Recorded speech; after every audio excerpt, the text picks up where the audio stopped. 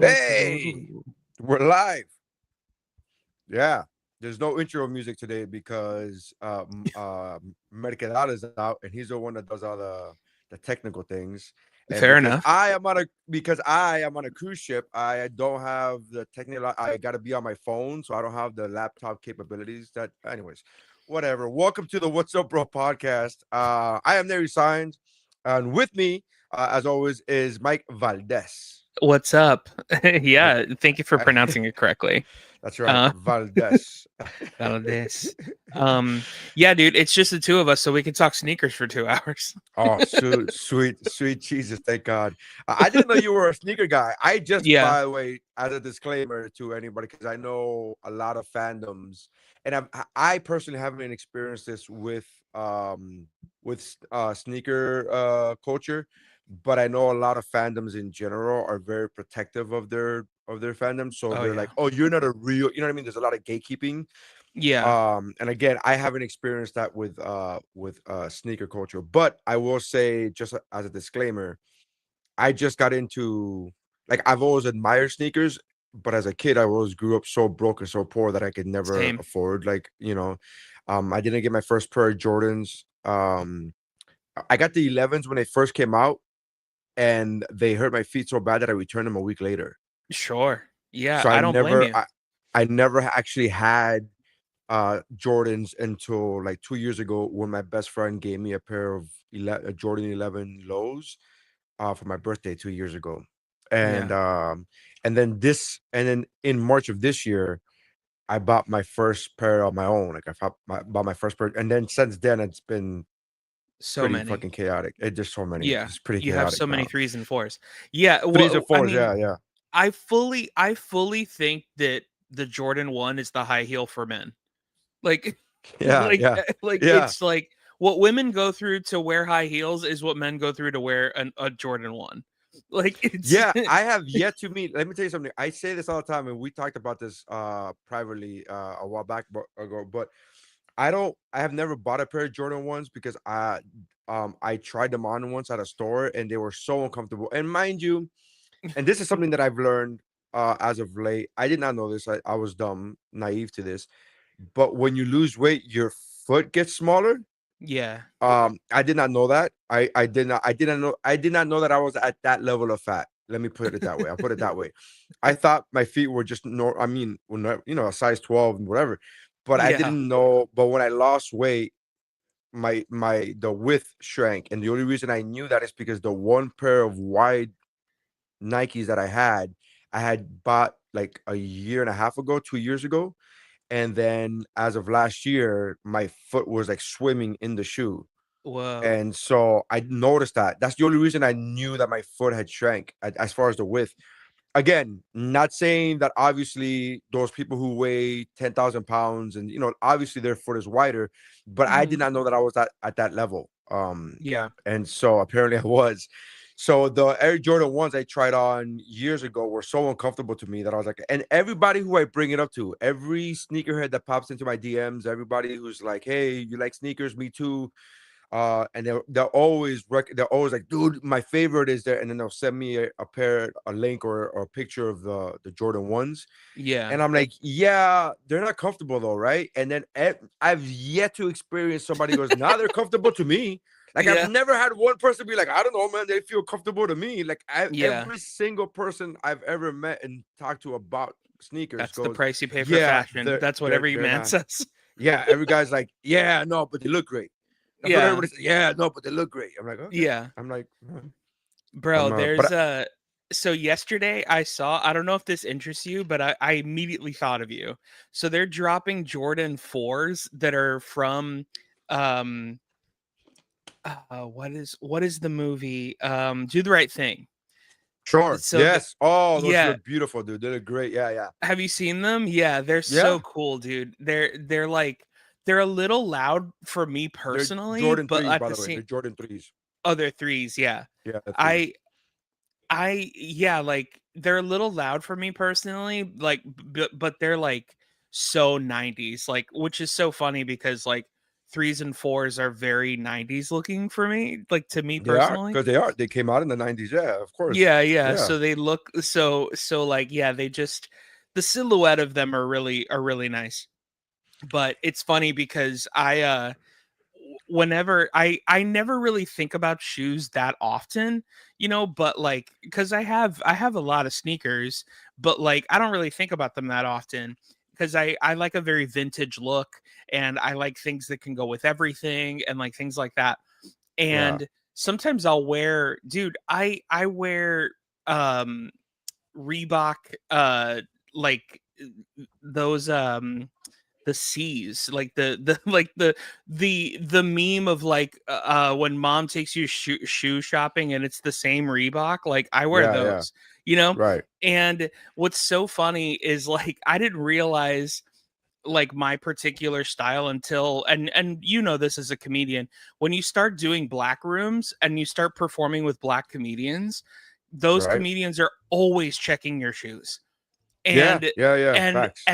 and they come up to me and they're like, "Bro, you're the only person I know that can rock like a Reebok and it looks good on you." And I'm like, "I don't know what to tell you, man. Like I just Yeah, there's just something about me. Like I don't know. But like yeah, I love that vintage look and like even the Jordans that I have are a very like worn out like vintage look. You know, they're not yeah. comfortable, but but as I was That's telling the you price the you pay. That's the price yeah, you pay. The Jordan 1 is the high heel for men. Like it's like that's what it is, you know. Y But yeah, anyway, I didn't, I like the 3s and 4s. The 3s are more comfortable than the 4s, so the 3s are my favorite, but, I also was that person where I was like, I wasn't really a loud color guy, yeah. as far as sneakers go, because I like being able to wear something that matches with everything. Yeah.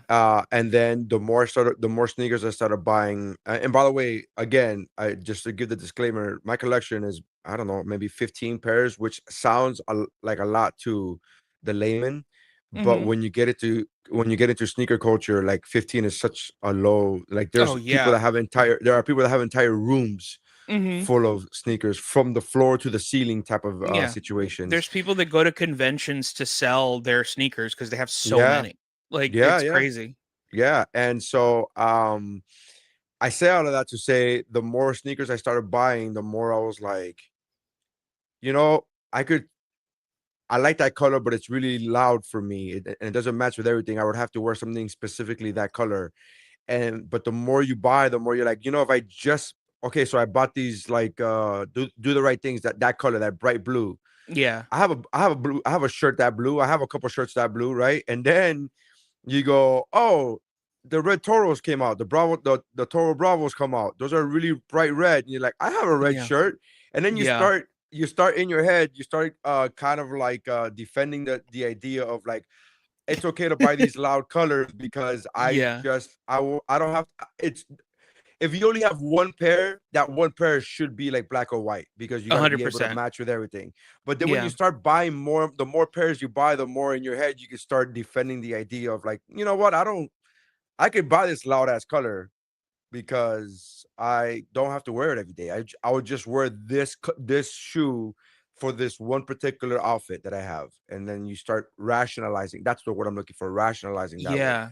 It's Yeah, so yeah, interesting because I was thinking about this yesterday where like I think it all goes back to childhood because you know you were saying that like you grew up poor and I did too and you know you couldn't afford Jordans and I couldn't either and a big thing for me was my mom was like I'll buy you a nice pair of shoes that's reasonable, not like a Jordan or whatever, but I'll buy you a Nike high top if that's what you want. Like I'll get you Air Forces if that's what you want, like, you know, whatever. But they need to be all black because she right. didn't want me to get them dirty. Right. And now I only buy white shoes. Oh, she kind of like got you into that. Oh, Yeah. right. Now I'm But like, I want to make them dirty. Like, so it's kind of strange, but yeah, I am I so I saw this reel the other day, and I always, by the way, this wasn't like one of those things where it crept up on me. But this reel the other day really hit home because I always knew consciously. It wasn't even subconsciously. I always knew consciously this is what I was doing. But when Mhm. I saw this reel the other day that I want to duplicate because I want to use this quote is I even said it, the first pair of shoes that I bought in March were the Dion's, and they were Mhm. the red and gold ones were when he was the year that he was with the 49ers in 95, Yeah. 94. And so, and I'm a 49ers fan and blah blah blah. But I said it then. I was like, I'm just buying shoes that I wanted to buy as a kid that I couldn't afford, my Yeah. parents couldn't afford to buy me. So this is really just all nostalgia buying. Like this is Yeah. all, and I've been saying this for the last few months.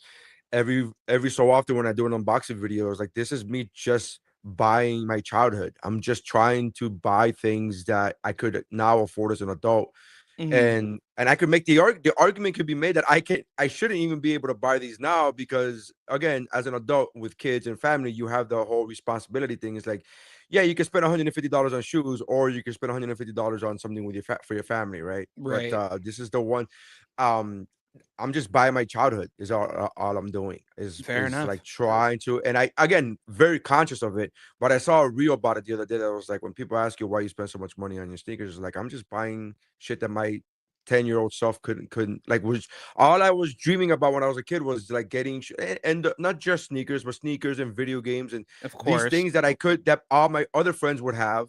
And I don't want to say all my other friends. There was like one friend that would get the pair of Jordans, and then there's another friend that would get the video game system that I wanted, and Mhm. et cetera, et cetera. And I was like, I just never had the money for that. My parents never had the money for that, you know. And I kind of got sentimental, emotional one day when this is a true story. I remember this because so my son, right?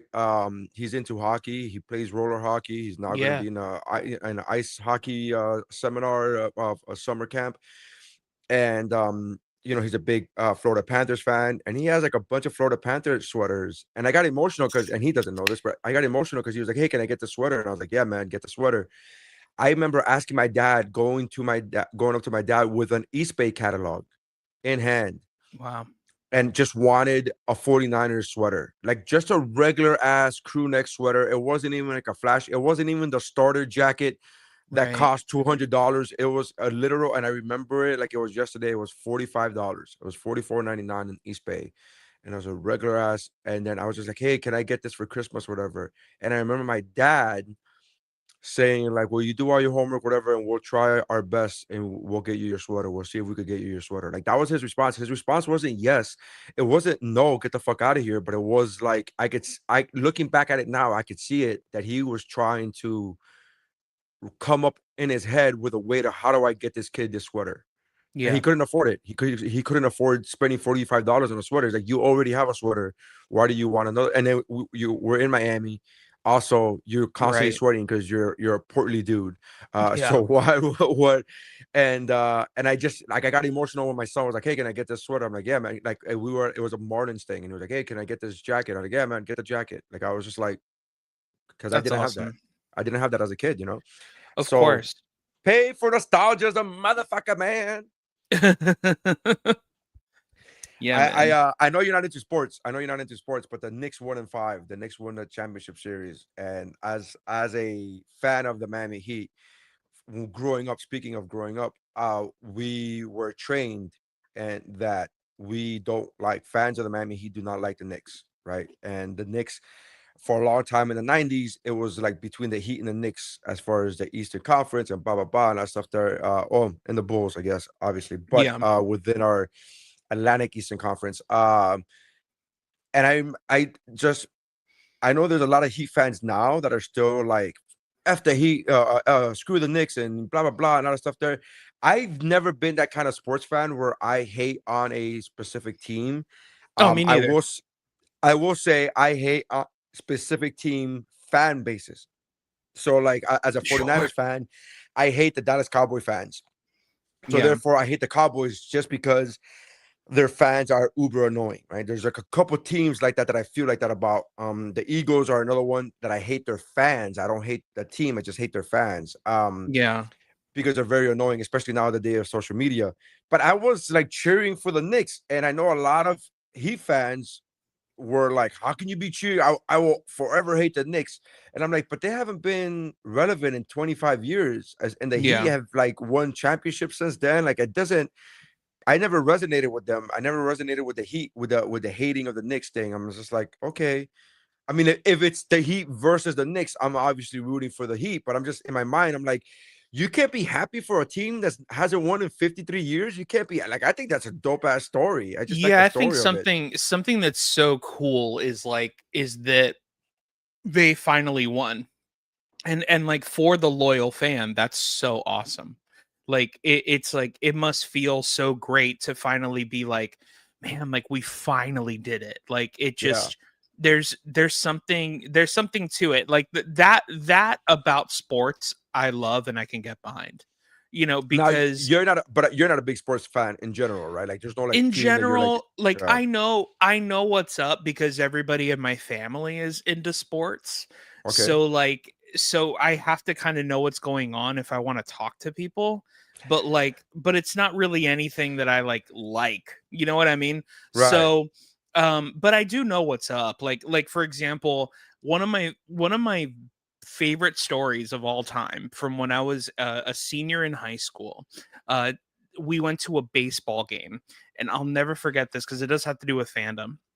And we went to a Baltimore Orioles game as part of our senior trip, and it was them against the Boston Red Sox, and the cheaper seats were where all the Red Sox fans were sitting, right?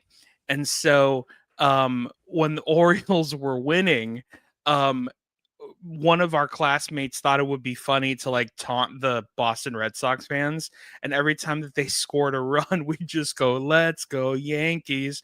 Like, and so the Boston Red Sox fans were so mad at us. They were flipping us off, throwing batteries at us. I mean, it was like one of those like hilarious things, but at the same time, like that's what that's why like yeah, that's why fandom sucks because like Boston Red Sox fans throw batteries at Santa. You know what I Jesus mean? Christ. Like, Well, that like that was the Eagles, by the way. The Philadelphia Eagles, they literally threw snowballs at Santa Claus. yeah. It's like this very well known story, because Philly fans are just trash. But yeah, I get what you're saying. Like it's a whole batteries is a whole other level, I guess. Yeah. But I always wonder because again, I'm a sports fan, but I always wonder how like I never push it upon my kids because I don't want them to resent. So like even like I'm a fan of Superman, right? Specifically Mhm. Superman. I never pushed it upon my kids. I never pushed that they have to love Superman. I'm like I never did that. I didn't even do that with comics in general. I never even did that with like just anything. I'm like anything that I love, like the 49ers, like I'll now that my two older kids are older, I'll now get them a 49ers shirt or something. Yeah. Uh, but that's only because we're going to a 49ers watch party and I'm not gonna be embarrassed. So you're gonna Right. wear some shit.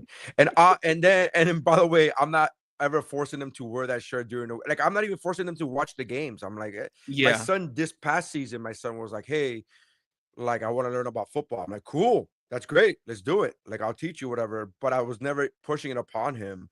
So my question to you, Valdes, Mhm. is my question to you is so your whole family's into sports, but you never got into like never nobody was like, hey, let's No. watch sports. You were just like, all right, No, I have a joke about it in my stand up. I say like being somebody like me is really weird on Thanksgiving because I always have a family member that could have gone pro but didn't because they tore their ACL.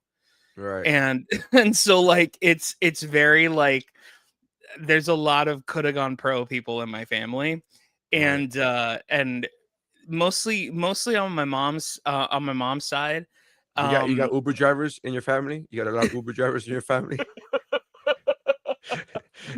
Every Uber driver I've ever had is like, I was a yeah. doctor in my other country. Sure you were, bro. Sure Yeah. you were. Yeah, yeah, yeah. That well, worries me about that country's medical situation because you get lost with a fucking map. So Well, this is it's that's worrisome. really funny. So like it's funny like so I have an uncle that who that joke is about is my uncle. And to make it really serious for a second, not like be a joke or whatever, but like I know that it's real because he's like a very depressed drunk, you know? Oh, right, And right, so right, like so all those stories I know are real, because right. you usually don't hear those stories like I'm sure everybody has those like, when I was in high school stories, but like Sure. his are like legitimately like, he trained with I think the Atlanta Braves or something and like was Right. really close to being their pitcher and yeah, just tore his ACL or whatever. And like, the joke that I make about it in the thing is like, Mikey, I could have gone pro, but I tore my ACL. And I'm like, you're a hot dog eating competition person. Like, Yeah, why do yeah, you need your ACL for that? Like yeah. it's very stupid, um but that's the true story. Is like that's what it is. And yeah, like and my sister is, since she was maybe, and I don't know the psychology behind this, Nary, but my thought is my dad wanted another boy, and he Oh, he took her to play softball at like 3 years old, and like she fell in love with softball and whatever. And she's like, and basically he was like, I got a theater kid, I want like a boy now. now let me ask you. So Let me ask you. Now I want a real boy like Pinocchio. My question. Here's the thing: did your family have like a theater background? Did they come from a theater not background? Is even there a any, little bit. so there's nobody. I'm the There's no. black sheep in my family, dog. So, Like, oh, it's more like a pink sheep. But yeah, so yes, you're yeah. exactly. I'm the So flaming sheep in my family. but there was never somebody who was like took you to the theater and be like, hey, this is a theater show. Like, how did you get? Like, how did you find it? Is my question. Like, how did Through you? so funny enough, it was through because my mom and my parents like worked a lot. And so because of that, like, when you're a 90s kid, you're kind of raised by TV. Sure, of course. And Yeah. so because of that, especially because sitcom is so like theatrical with just I'm I, cameras. I'm one of the few kids that Mr. Drummond's raised that did not do drugs. So, Yeah, fair enough. because the Fair three enough. kids the 3 kids he raised on that TV show all got fucked up. So, Yeah, and I'm one of the kids Cosby raised that didn't uh, get fucked up either. So so yeah, what's so funny? No one, a lot of people don't talk about this. Like, his name is Dr. Huxtable. Why is it called the Cosby Show? yeah, I Like, know. So funny. like it's So like, why? funny. Who's Cosby? Who's Like, Cosby? He's Dr. so Huxtable. They could have called him the yeah, Huxtables. The show should have been called the the Huxtables. Huxtables, yeah.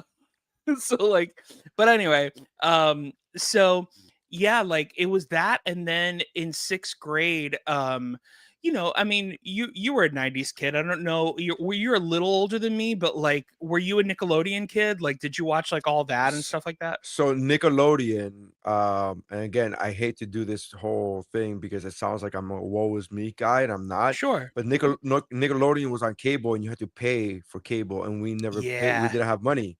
We didn't have Yeah, I money for get that. cable. Of So course. every once in a while, and I wish I could tell you the frequency of it, but every once in a while we would get that. Hey, this week is free.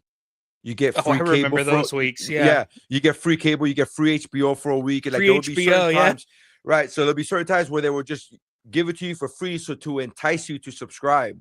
But that was never an option for us because it wasn't like we weren't subscribing because we didn't want it or we didn't think it Hmm. was good. We weren't subscribing because we didn't have money.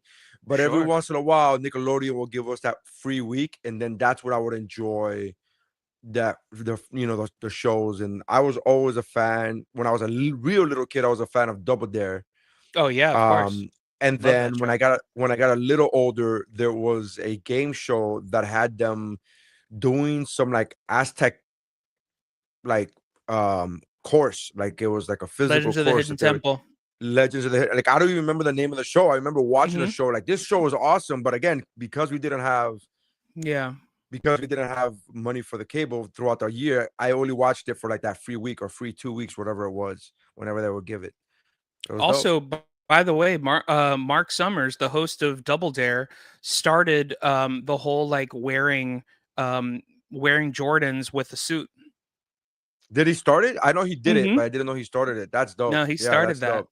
He started Have that, you and then have you have you ever seen his interview on the Tonight Show? it's the greatest interview of all time. It was the best when he just talks shit to fucking Burt Reynolds in his most Burt Reynolds era, and Yeah, in his peak Burt Reynolds era. makes fun of his And divorce, like makes fun of yeah, like, he goes, some of us are still married. He's like, yeah, he's like, dude. and he's like, holy For shit. for the people that have not seen this interview, it's one of the greatest interviews of all time. Like Yeah, Burt Reynolds fully is treating him like he's the host of a kids game show and yeah, does not realize Mark Summers is a comedian. yeah. And Mark Summers rips into this man. Like it And he is. just tears it apart, and it catches everybody so off guard again, because you got it in context. You got to understand, to the viewer, to the listener, if you watch this clip, you have to understand that Burt Reynolds, two things. Burt Reynolds was a bona fide movie star, like Yes. just That top notch. He's he's the if top. at that moment, he is the top notch of that era, of that, like, this is the guy. And he was also really famous for not being one to joke around. He was Hmm. not one to fuck around. Like, he was not the guy. He was not the guy that had the jokes on him. He was always the Yeah, one to make jokes of people, but never. It wasn't, celebrities back then weren't what they are now, where they have, where they everybody could has their own take a hit social, a little bit. where they could take a hit, and they make fun, they make fun of themselves, and they go on their own social media platforms. Like, back then, there was none of that. So back then, it was like, what you show people in this 1 hour of being on the Tonight Show is what people will think of you. And that's the only lens that people had. So he wasn't known for taking ribs. He was known for giving them, like, Hmm. and but he was always a star, even in his own movies. When you watch the movies, they're not making fun of him. He's the one making Yeah. fun of other people in the movie, right? So Mark Summers comes on as a second guest, as he should, because the first guest is fucking Yeah, is Burt Burt Reynolds. Reynolds.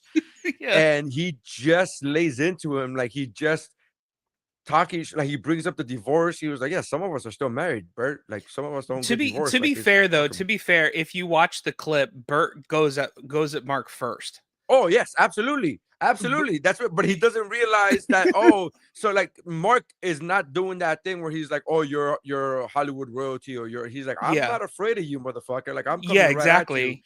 He's And it like, was you're on the fantastic. same couch I'm on, so Yeah, like ultimately we're like we're the same right now, which is true, dude, you know. that takes so much balls. And it's so funny, because it makes me laugh. Because if you ever remember the movie Happy Gilmore, Yeah. one of my favorite lines, and there's so many lines in that movie, but one of my favorite under the radar lines in that movie that I thought was hilarious when I was a kid, but now as I'm telling this story about Burt Reynolds, it makes more sense.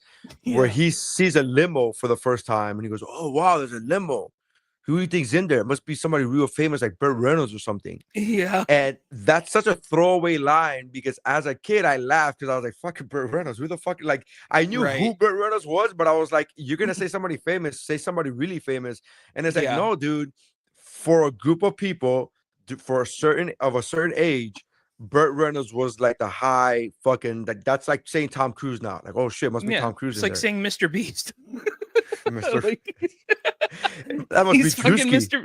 Yeah, That must can be you Drewski imagine? in there. Can Oh you shit. imagine, bro?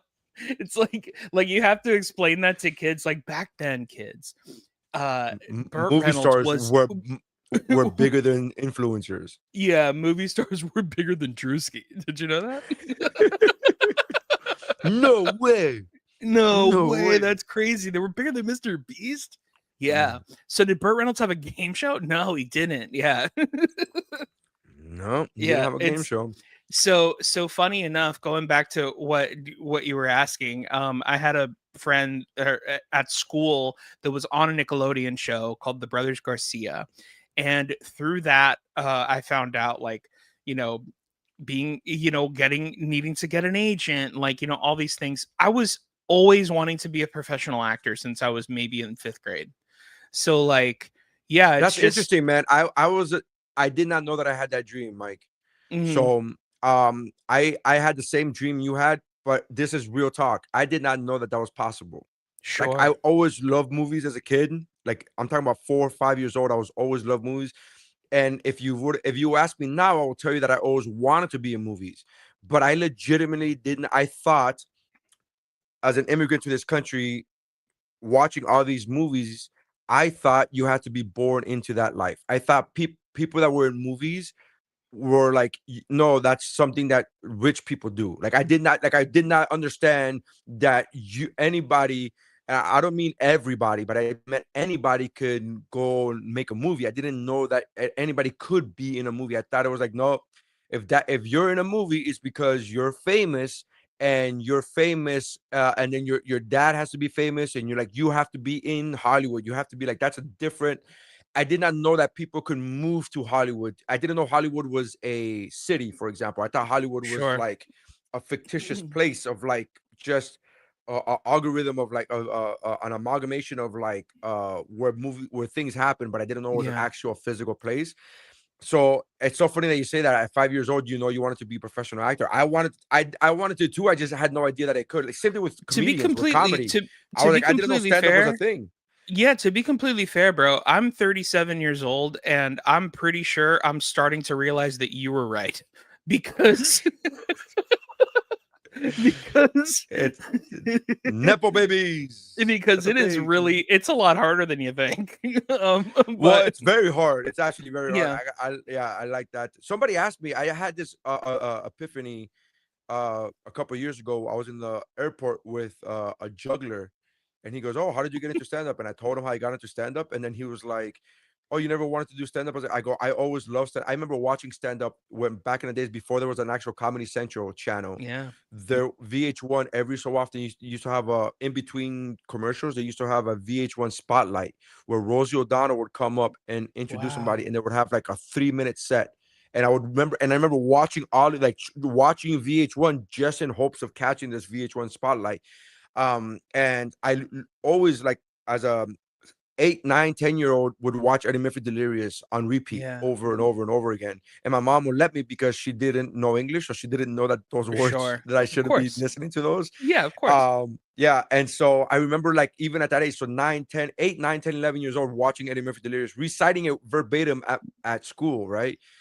So I always loved stand up, but I didn't know that anybody could do stand up. I thought that Yeah. stand up was again, you're on TV, bro. That's something that people that are on TV do. It's like, oh no, wait, it doesn't. But yeah, it's a whole. And then I remember my friend, the juggler, he was like, Billy, shout out to Billy. He goes, Billy Purdue. He goes, how come you never thought about that you were able to do it? I never thought about this in 40 plus years of my life. And I was like, because I never saw anybody that looked like me do it. Mm. I always like there was nobody who was like, oh, that's a kid from Miami. Like I never saw a fat Hispanic kid from Miami. I always saw good looking white people, and I was like, that's so cool. I wish I was Rambo. Like that was it. That's the extent of Fair like enough. it wasn't this idea of Well, uh dude, I'll tell you right now, I felt the same way until I was in class and I had a classmate who was on TV and I was like, "Oh, this is possible because a classmate of mine is doing this." yeah, because it fucking did. You know? And shout out to you because now you're that kid. Mhm. Because for the listeners, Mike is in a bunch of commercials, Oh, thanks, man. Walmart commercials, fucking starring in next to a fucking soccer player Suarez, one of Mhm. the best soccer players on the planet. Just in Yeah. time for World Cup, everybody's going crazy over World Cup shit, Yeah, yeah. and here's fucking Mike, fucking being Suarez's agent on Walmart. And Yeah. I'm like, get the fuck out of here! Look at this guy's doing shit. Yeah, That's yeah. awesome, man. Yeah, it's really it was so fun, man. There's more coming, but they let me improvise a bunch and like that's the stuff that I'm really excited for. The stuff that's out right now is like my character is a bit more serious. Right, scripted, But yeah. yeah, because they're just trying to get it all kind of it's basically a fake 30 for 30, you know, Okay, got so that's kind of the vibe they're going for, but it's going to start getting wacky and hopefully it comes out soon, this week or next, the next episode, but we shot 4 episodes, so yeah, it was a fun time. It was a really fun time. That's So pretty dope, man. And now there's gonna be some kid in Miami going like, "Hey, I fucking seen that fucker. I know yeah, that guy." And that's like that. Now you're that guy makes yeah. it possible for somebody else. It's possible, man. I mean, it's a lot. Look, at the end of anything, my best friend said this where he's just like anything that's worthwhile in your life is worth fighting for, you know? And whether that be like your potential future wife or your marriage or kids or your career, whatever, like if it is worth it for you, it's worth fighting for. And Yeah, to me, like, I've been an actor professionally for 15 years. And granted, there have been hills and valleys, and there have been stuff that I've been in, and things that I thought were going to be the big thing, and I was cut out of them. Things that there have been a lot of things, but ultimately, I just keep fighting because I ultimately love this, and that's why I do it. The same with stand up. Like, I do it because I love it. And honestly, the best thing about stand up is the only thing I can control.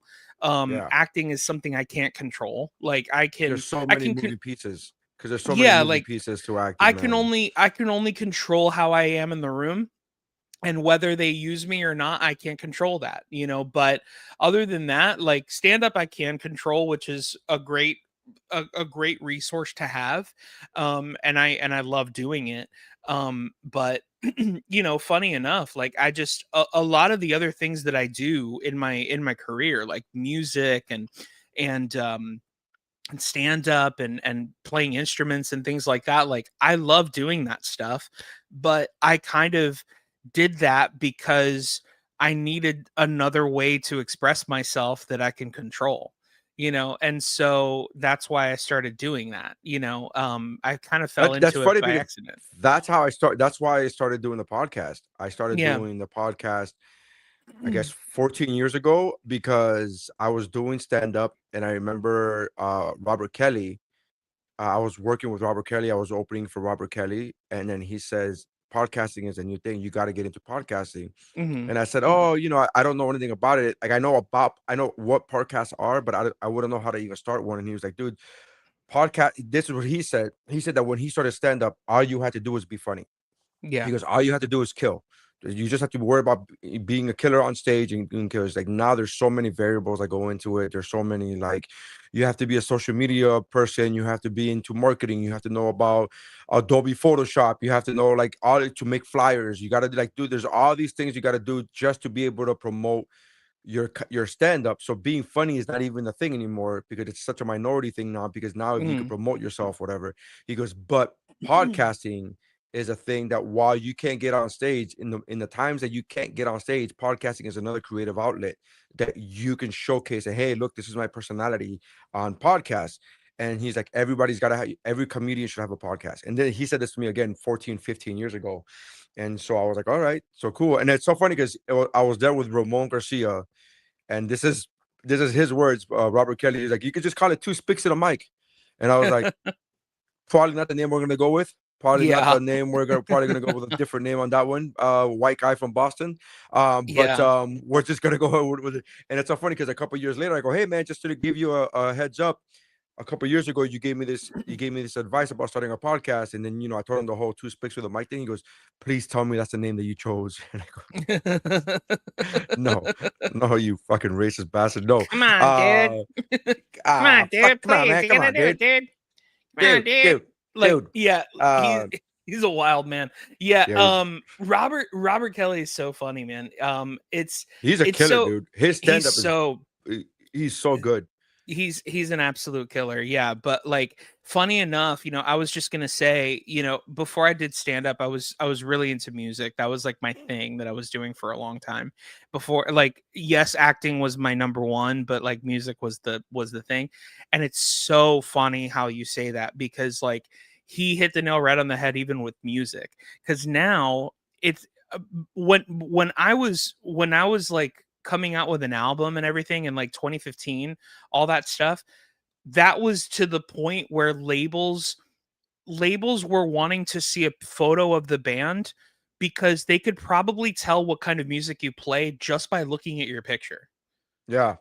Yeah. Like that's essentially what people were looking for. Like it was like now it's so different. Like now it's like you have to have a good song and a viral TikTok about the song and all these different things. And then there's probably a chance that you didn't even write it and you gave ChatGPT a prompt to do it for you. So like Oh my there's God. so much there's so much going on where like, you know, and this is a real statistic, like I believe it's like 20% of all Spotify playlists aren't even real bands.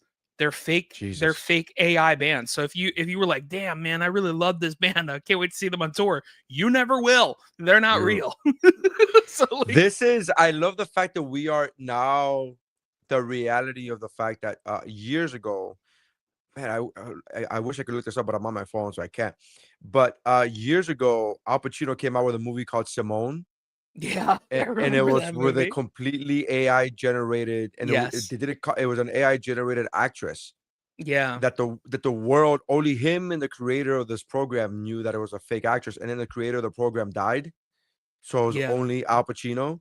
And Al Pacino was I believe, a director. He played a director in this movie, and he was doing all of Simone's acting, right? And then Mhm. Simone got so big, the character of Simone got so big that he the real person became like overshadowed, like a nothing, like, oh, so this director wouldn't be shit without Simone. And so he's like, fucking Simone's not a real Yeah. thing, not a Yeah. real it's Simone a is computer me. Yeah. program. It's a computer program, whatever. And we're there now. We are there. That Yeah. happened. That movie took place years ago. By the way, that movie didn't even do well in the box office. It was a bomb. It bombed in the box Hmm. office. But I remember watching it going like, Yeah, oh, this because is a people cool. thought that's not realistic. Yeah. I remember watching it. That's so funny. I remember watching it going like, oh, this is a cool concept. But I was also one of those like, this is never gonna happen. But I was like, holy Yeah. shit, it's fucking happening. It's It's 100% crazy. happening. There's an actress who's signed by CAA, dude. Yeah. See, like Yeah. the biggest agency in Los Angeles and New York, and she's fake. Like it's absolutely, dude. I Bonkers. say this. I say this with 10 toes down, full conviction here.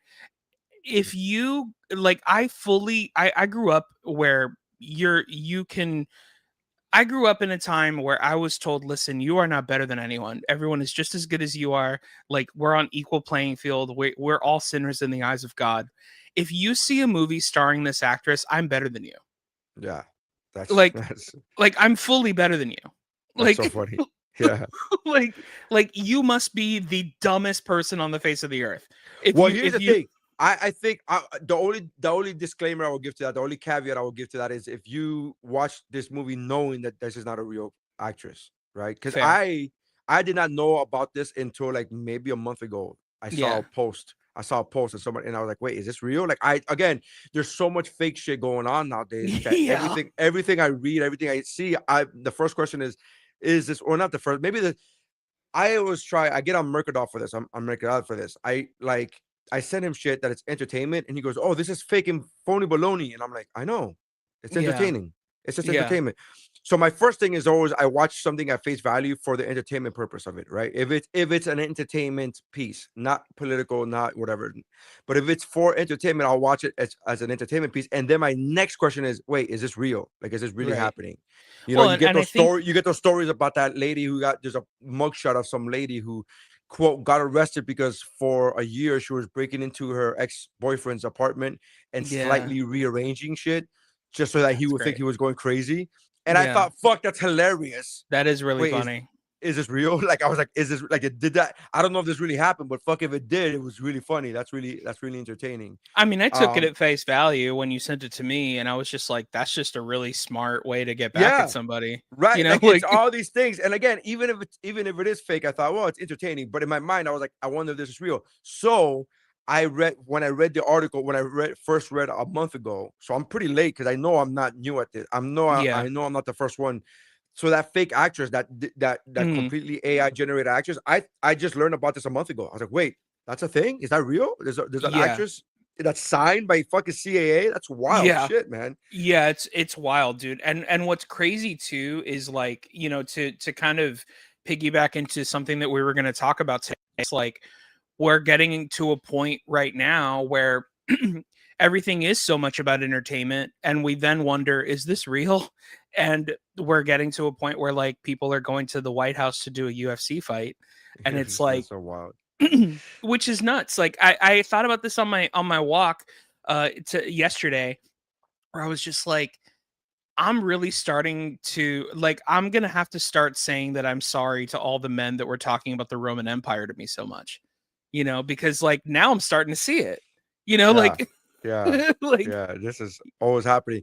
So, the UFC fight happened on the White House lawn, which is so crazy, And I love the fact that there are some people who are still calling this the America's birthday thing, and I'm like, America's America's birthday is July 4th. Like, this it's is. so stupid. Do you know what? Do you know when it happened? Do you know the date that it happened? It was on Trump's birthday, Yeah, not America's birthday. So it was yeah, just weird. Like the facade of like it being for America. It's like this was for him. Like, what are you talking about? I don't. And yeah, and again, I'm not even giving my personal opinion or feelings about the administration or the president, but call a spade a spade. Like, just say it's for his birthday. Don't say it's for America. America's birthday is July 4th, which, by the way, is only like 2 weeks later. Like, you could have yeah. just waited. Like, I don't understand. Which It's not a. even then it's so Roman Empire-y, because Oh, it's so like, stupid. Yeah, for it's for absolutely. my Hey, birthday I'm gonna have everything. two men fight, and then I'm gonna say whether I like it or I don't. Yeah. And it's like, this is Gladiator.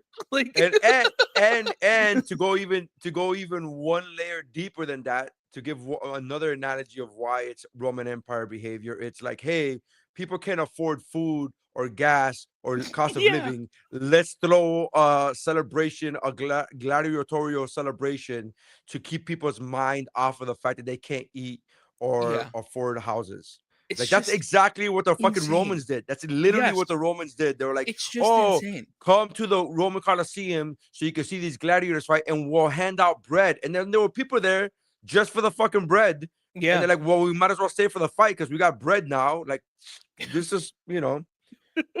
It's crazy, But dude. Nate Bargatze, who I'm a fan of, I met Me Nate too. a thousand years ago. Yeah, you Me and Nate told both me a opened. hilarious story Yeah, me about and you Nate and Nate. both opened up for Angela Johnson a thousand years ago, and we worked together for I think it was 2 or 3 weeks in a row. We did Miami Improv, Fort Lauderdale Improv, and then West Palm Beach Improv, just back to back to back. And I was the MC and he was the feature. And I remember that last week that we worked together, he was like, I remember it was the week that the Miami Heat were gonna acquire LeBron James, Mhm. first it was Chris Bosh, I believe. And then I said, I think we might be getting LeBron James too. And then he goes, "Oh man, come on, don't be stupid." He's like, "Don't. That's never gonna happen. That's a pipe dream." He's like, "That would never happen." And then I remember like 2 days after we worked together, it happened. LeBron James went to the Miami Heat, and I texted him, and I was like, "Hey, how's that LeBron James dream coming?" And he goes, "Oh, I give credit, man. You were right, whatever." So, very Yeah. nice guy. Always thought he was funny. Always thought he was hilarious. Yeah. Very nice guy. I have followed his career throughout because, again, when you meet somebody when you're both features and MCs, like it's always cool to see somebody make it. Like, oh man, somebody made it, and he's again very nice guy. Of course. But he's always claimed to not be political, and Mhm. so that's fine. I think I these are very weird times because I think the whole "I'm not political" Yes. thing used to fly a lot better in the past, because nowadays everything is so politicized and everything is political, even the things that are not meant to be political, like, for example, sports. This administration has shoehorned themselves into on Mhm. every level, whether it be college football or the NBA or the NBA finals, or whatever it is. They just shoehorn themselves into it.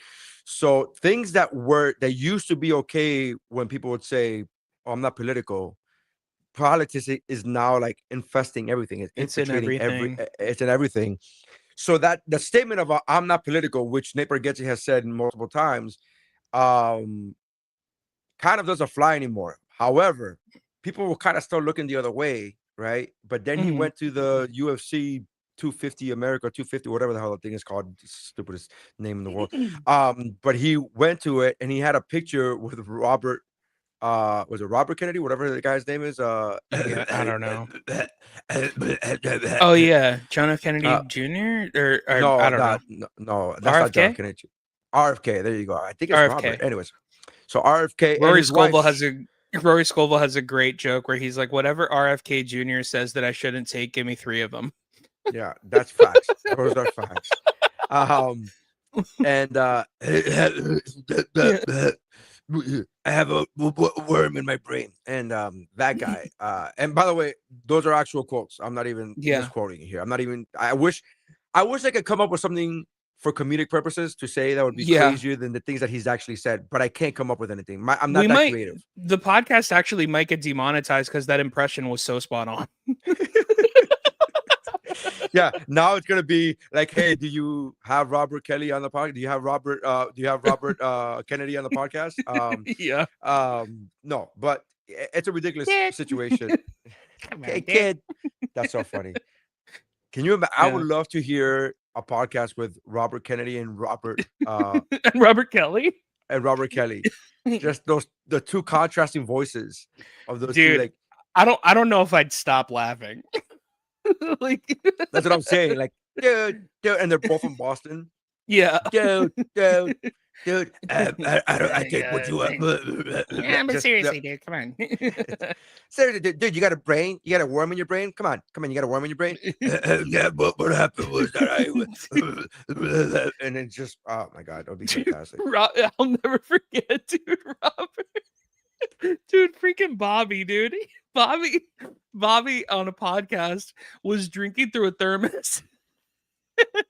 Rosebud Baker was a guest, and she was like, "What are you drinking?" And he says, "I'm drinking piss."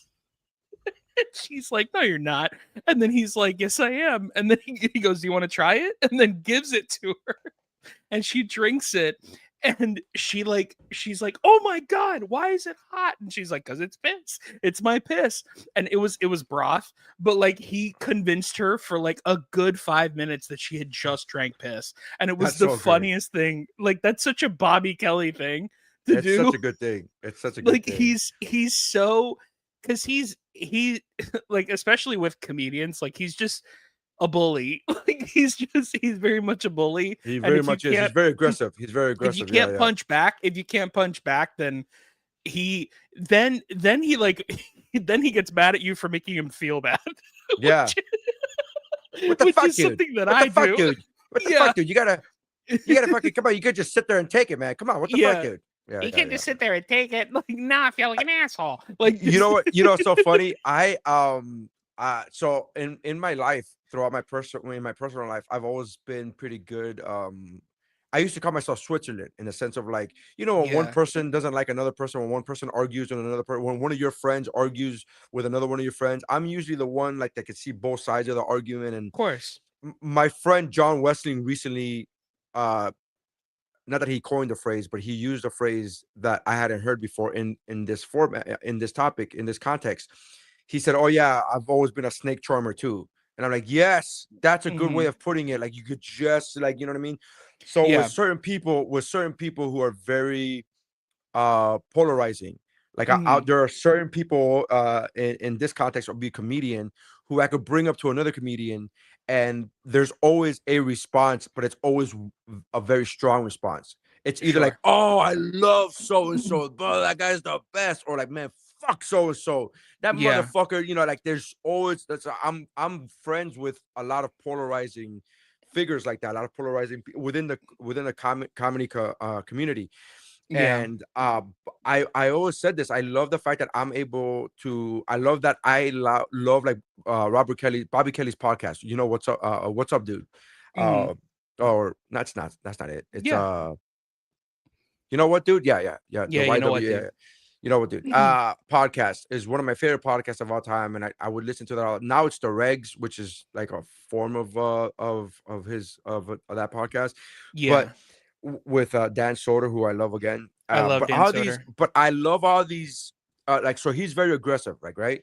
And then one of my favorite humans on earth, one of my favorite humans, friends, and comedians on earth is Angela Johnson, who's Yeah, like she's great. the polar opposite, personality wise, not aggressive, not like, just a whole different thing.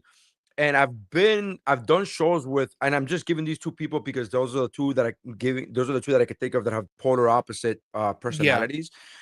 And I've been on the road with both these comics, and it's so cool how they have cultivated, like we all do, hope to do, cultivate their own audience. Yeah. And like Bobby's fans will comment on his shit, on his videos, and on his posts. Fuck you, dude, you suck. Mm-hmm. And they put a little heart emoji or whatever. And it's like, Right. because that's the energy that he has, that he brings, Yeah. right? That's the vibe that he brings, that he cultivates those people who, and then out those Angela's fans would never say that. Would No. never in a million years say that. And again, Bobby's fans are saying it out of love. They're like, not, Mm-hmm. this is not a shot. But to them, that's the vibe that he has. And I always love that as comedians, as performers, we are, for the most part, again, haters are haters, but we're not talking about haters, we're talking about our fans. Yeah. We can cultivate the kind of fans that we want. And if you want, like, I'm not that aggressive dude who, I'm personally not that super aggressive dude who wants all the smoke, right? Which is another reason we talked about this in the previous episode of WUBro, which is why we're not getting aggregated, because we're not saying crazy shit. We're not Right. saying outlandish, like, what? Robert Yeah. Kelly, he knows everything about everything. He's the best. Mm-hmm. Like, we're not saying wild shit. We're just saying well, what I feel is common sense shit. Mm-hmm. But with that comes your fandom, right? Like you could just like you could, and I just love the idea of like Dan Soder's like this. Dan Soder's one of the nicest human beings on earth, but Yeah. he hangs around Robert Kelly, and when he's with Robert, they're all like going at it. You know what I mean? It's Mm-hmm. that friendly bickering shit. It's like I just love that idea that personalities we can match our personalities to different people, to Yeah, different vibes. you kind of cultivate, at least with fan bases, like you kind of cultivate a mirror of yourself in a lot of ways, Yeah, because because you're right. Like Bobby's fans are very like, like they'll roast you or like or yeah. whatever, to where I use I Angela's use the fan. word I use the word aggressive, but I don't mean that in a negative way. I just mean that in a Sure. very matter of factly. They're just on aggressive, because Bobby's more so because we're talking about, right. Yeah. So you were saying, And Angela's fans are so like and to be fair, like Angela's fans, and this isn't a bad thing. This is actually the fan base that I wish I had, is mostly female, mostly Christian, or not Christian anymore but grew up in it, so they're still yeah, nice. Like, yeah. so like They're it's they're they're very. actually nicer. They're actually Yeah, nicer. They're actually yeah, nicer. yeah, to be fair. I mean, the thing that I love the most about Angela, and it's so how I feel, is how she's like, I'm not religious, but me and Jesus are cool. Yeah, And it's like that's the most like accurate thing that I've ever yeah, heard. I fully believe that. Like that's and I think that her fan base is very much like that. Like there's very little to none, kind of dude. like Her fans are awesome. Like her comments. fans, Yeah. I've got on the road with her, and her fans are so Well, like they're I've loyal been. as all get Yeah, out too. so aside from being loyal, they're also like, we baked you a cake and we knitted you a sweater. I'm like, what? What? What is happening here? That is Yeah. wild. Kind of like, this is wild. Like, Yeah. I know Gabriel used to get this. Like, Gabriel, when he used to do the improvs would tell me that the green room would be filled with cakes Cake. Yeah. that people made for him. And so Yeah. there would be like these 20 cakes in the green room over the weekend. And he was like, I can't eat all of these cakes. That'd be crazy. Even at his biggest, right? Yeah. But Angela's fans are like, hey, I knitted you a sweater and Yeah. I made, like, it's just Well, what, they like, all it's have they such, all have an Etsy store, so like they're all yeah, trying to get their business out there. they're all, and it's so great, man. Yeah. It's so No, great. it's Like, it's amazing. I don't I mean that as a love, bad thing. it's not a bad thing. I don't No, think it's anybody it's a would take, beautiful thing. I don't think anybody would take that as a bad. I think people who have Etsy stores are like, goddamn right, I have an Etsy store. Like, I Of have an Etsy course. store. Yeah, that's a I beautiful. go check out my Etsy store. Yeah. I have an Etsy store full of t-shirts and sayings and stuff. And but yeah, it's so cool. Like, I love the idea. So, anyways, I say all of this to say Nate Bargatze is now facing backlash Yeah. because of going to this UFC thing where well, a lot of his fans are like, and if, I went into his, and I never do this, but I went into his social media to see what was, because I follow him anyways, but I was like, oh, Nate went on this. I wonder if he's what he said. He's like gone radio silent for days Hmm. now. Of course. At the time of this recording, it's been like 5 days since he posted something, and all I thought he was gonna turn off the comments, dude. But to his credit, he hasn't. I guess credit, Hmm. maybe, I don't know, maybe not a smart move, but all his comments are getting flooded with like, "How could you? How dare you?" Like he went to go see a fight. Like it's a Yeah. weird. I don't know where you stand on this. I'm interested to know where you stand on this. I don't think that was a good idea on his part, but then Yeah. again, I am being fully transparent here when I say I don't think I could take my personal beliefs out of this topic. So like Yeah. I could stand here and say like he just went to go see a fight, and then but I know I would not have gone to see that fight because of Right. the political implications that would come with it, the Titans. And I am just such a personal not fan of this administration, so much so that I would never see myself in that situation. But Hmm. again, I'm not Nate Bargatze. Like who gives, like I don't, like should he not be able to go watch a fight if he wanted to go watch a fight because he's a comedian? Does he now you have to make that calculated step of like, well, I'm gonna go watch this fight. I've been invited to the White House. I'm like, am I gonna go? Like this is a weird, there's a weird place for a comedian to be in because Hmm. it's athletes get this all the time, right? Like you win the championship, you're invited to the White House. So athletes, if you are an athlete, especially a professional one, which now even college athletes are professional because of NIA, um, naming what is it? Name intellectual anyways. So my whole point is athletes have to think about this at some point. You have to think, hey, Yeah. am I gonna go to the White House if I get invited? Comedians, for the most part, we never have to think about this, right? We never Yeah. have to like start thinking, well, I've been invited to a fight. Should I go? Is this okay for my career? But it is like he's lost a bunch of followers on social media. He's like losing. People are commenting that they're not going to go to the rest of his shows for the rest of the tour for the rest of the year. And I just like, man. I mean, again, I like the guy. I had I met him those 3 weeks, 15 years ago. He was the nicest guy ever. Yeah. Uh, I am very happy for his success. He had a movie come out recently, The Breadwinner. Mhm. Yeah. And it just seems weird now that he decided to go to that fight. And I'm like, oh shit. But he Well, keeps claiming that, oh, I'm not political. And I'm like, you can't be like, I'm not political and then go to the White House yeah. for a fight. Like that's the opposite of not being political, man. You can't. I don't know, man. Yeah, it's Himself, like tough. it kinda. It's tough because and when I saw this on the docket today, I was like, well, I kind of struggle with this because I like Nate a So do I, lot. yeah. Like I think he's so funny. I think he's a great dude. I've never met him personally, but like I've only heard good things from friends of mine who have worked with him, and he's done monumental things for people for like openers and features in their career. So like for example, like getting somebody like, you know, like Aaron to do arenas, or getting somebody like Brian Bates to do arenas, and Julian Or his dad, McCullough, or his or dad. his dad, yeah, or and like a friend of ours, Nick Thune, to do Yeah, arena shows, and like kind of allow these people to like have their moment and like be able to be seen by thousands of people, and like and get the credit that they deserve. So like he's done a lot of great things, so I struggle with this topic, but it is also something that I was thinking about, where it's like, and I don't, and this is coming from somebody, and you can you could tell by the history of this podcast and how I've spoken about this, even on my podcast, any podcast I've ever been on. I'm not political and I'm not a sports guy, so I would never yeah, go to either of these events. yeah. Right. This like is not. This is the anti Valdez event. like it's just like, if it was at the if there was a UFC fight in Selena Gomez's ass, I wouldn't go.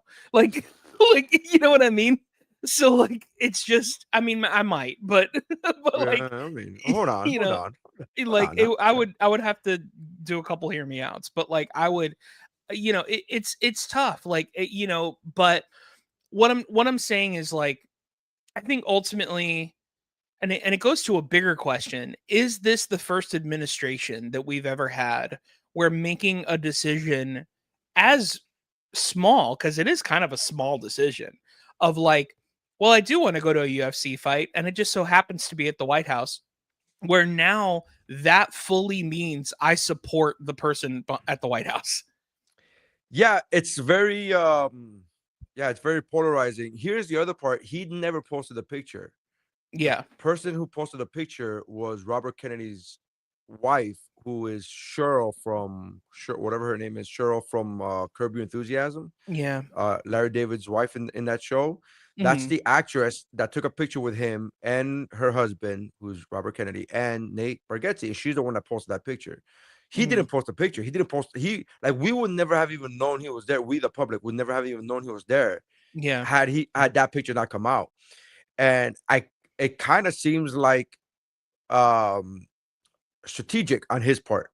yeah, You know what I mean? Like, because he posts other things. He posts like, "Hey, I'm at this other place. I'm at this." You know what I mean? Like, he'll post other things on his social media, and I kind of feel like it was strategic. Again, this is not a indictment on his part. This is like he wasn't trying to flash and be like, "Hey, look at me. I'm at the White House."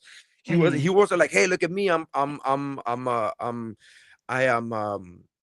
am supporting this administration." He wasn't doing any of that. He was trying to like I don't again I'm with you. This is very it's because it's about a comedian who I have met. I'm not gonna say I know him, but I have met him in the past years ago, and I like the guy and I like his material.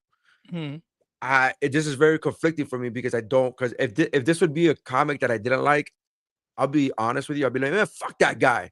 Yeah, Fuck that piece of shit. I'll be like, you know what I mean? If there it's was a comic easy. that I wasn't, Yeah, it's easy to do that about Tony Hinchcliffe. Like, it's ah, easy, yeah, like well, but I mean, I said comedian. I didn't yeah, say like fair.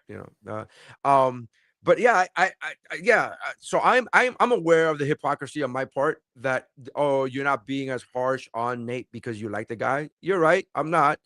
But also like it's a very weird time that we're living in where this kind of thing, and I don't like the phrase canceled because there's a difference between because nobody's canceling Nate. They're not Right. canceling him. They're just Yeah. the people, even the people in his comments are just saying, I'm not gonna go support you anymore. And there's a difference between those two things. Mm, They're not looking to get him fired from something. They're not looking to cancel him from a TV show that he's on, but they're just choosing to not support him with their wallet. And I think that's right. a decision that that's a choice that we all have. That's not canceling somebody. That's just like, hey, I don't want to go. It's the same, it's the financial equivalent to like, just keep scrolling, bro. Just keep Yeah. scrolling. Like, hey man, you don't like this? Just keep scrolling. You don't have to comment on everything. You just keep scrolling. Yeah, man, it's a weird situation because like yeah, like I said, like it's just like because of where it is, because of where it was, and because of what it's like if this was just a regular UFC fight and Trump happened to be there, it wouldn't have been a big deal. Because Nope. it's Now, just like correct. Correct. well, Trump just happened to be there. And it's like, well, and what's so funny is like, because the first thought I had was like these people went to his house, which like, So funny. I don't even think he sleeps there, right? Like he said something about No, he sleeps at summits and meetings and cabinet meetings, and that's where he sleeps. yeah, fair he, enough. he doesn't sleep there specifically. He sleeps. Yeah. Yeah. Well, So like, G7 summit. This is a good time to fall asleep. I'll fall asleep right yeah. here. Cameras on. Cameras on. All right, cool. Yeah. He fell Just asleep. make He sure. fell asleep during a fight. By the way, did you see that video?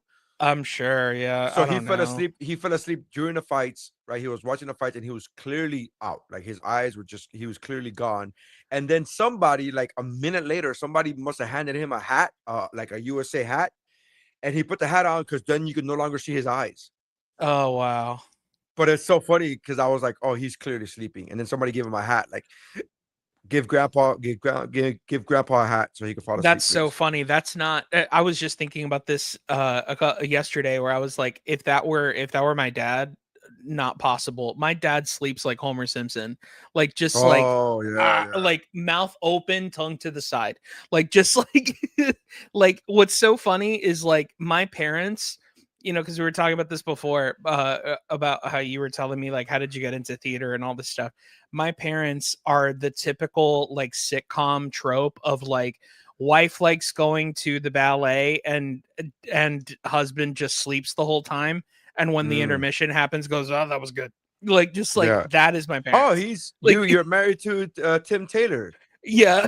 Yeah, Yeah, my you're mom, married. Your my mom's married yeah. to Tim Taylor. Yeah, yeah. Yeah, my dad is Tim Taylor. Yeah, it's just, Is he very yeah. handy with the tools and stuff? Does he do that? Yeah, pretty much. Like, he's handsy with tools. I mean, the only difference, like, he's my dad is if Tim Taylor and Ned Flanders were one person, because Oh, like that's interesting. my dad is also very heidely hodely neighbor at the same time, because he's very talkative to all the neighbors, extremely, like, a church going guy, like, just wanting to invite everybody to church, like, that kind of guy. And then Actually, Ned Flanders is Ned Flanders because Ned Flanders is a very handsy guy too. He knows tools. He knows his way around tools. yeah, fair enough. Yeah, So your dad my is just dad Ned Flanders. You my just dad isn't secret buff like Ned Flanders. My dad isn't oh super sexy Flanders though. You right. know? So One of yeah, my like, one of my favorite tropes about Simpson characters, whenever they take off their shirts, they're ripped. It's so funny to me. yeah. Well, Same thing with the especially with lawn guy. Flanders. Same thing Yes. with the lawn guy. The lawn guy takes off his shirt. He's super buff. Yeah. It's so funny. Yeah. I love the Simpsons, but yeah, man, it's a weird situation. Like, I feel like, unfortunately, we have gotten to a point where, at least, and I've talked to friends about this, and this is coming from somebody who doesn't know. I don't know much about politics in history, but I do know about what's going on now, because everything's political. Right. So yes, I do agree with you in the sense of, like, you kind of have to have an opinion now, because there is no choice. Like, it's Right. just, it is in the choices are in your water. Like, they're Yeah. in everything. Like Very literally in your water. yeah, Yeah. like everything, like, the political choices that you make are in your water. So, like, it's very difficult to not talk about. But um I mean, it all my I have friends that think that this whole, like, Republican Democrat thing all started with the Reagan administration, about Oh, everybody being villainized, essentially, sure. because now this is like the peak of it, where now it's like you can't wear the color red on a hat anymore. Like, it's Dude, like, I so red is my favorite color. And sure. a couple years ago, I wanted to make a hat for the podcast. Mhm. For I believe if it wasn't What's Up, Bro, I believe it was for Mount Geekmore. Mhm. And I was running it by my friend Jeff, who was on the podcast. His name is Jeff. And we both wanted red, and we were like, we literally decided against it Yeah. because of the red hat thing. Like, I don't want to be seen as somebody wearing a red hat and be confused for, Right. like, it's a weird, yeah, you can't even wear a red hat. Like, he can't wear any red hat anymore. That's such a Yeah, you weird can't. vibe. Yeah. Yeah, But I like the it's I like super the idea of strange. your friend. I like the idea of your friend being like, it all started with Reagan. It's like, no, no. You should watch this show called Hamilton, and you just That's so funny.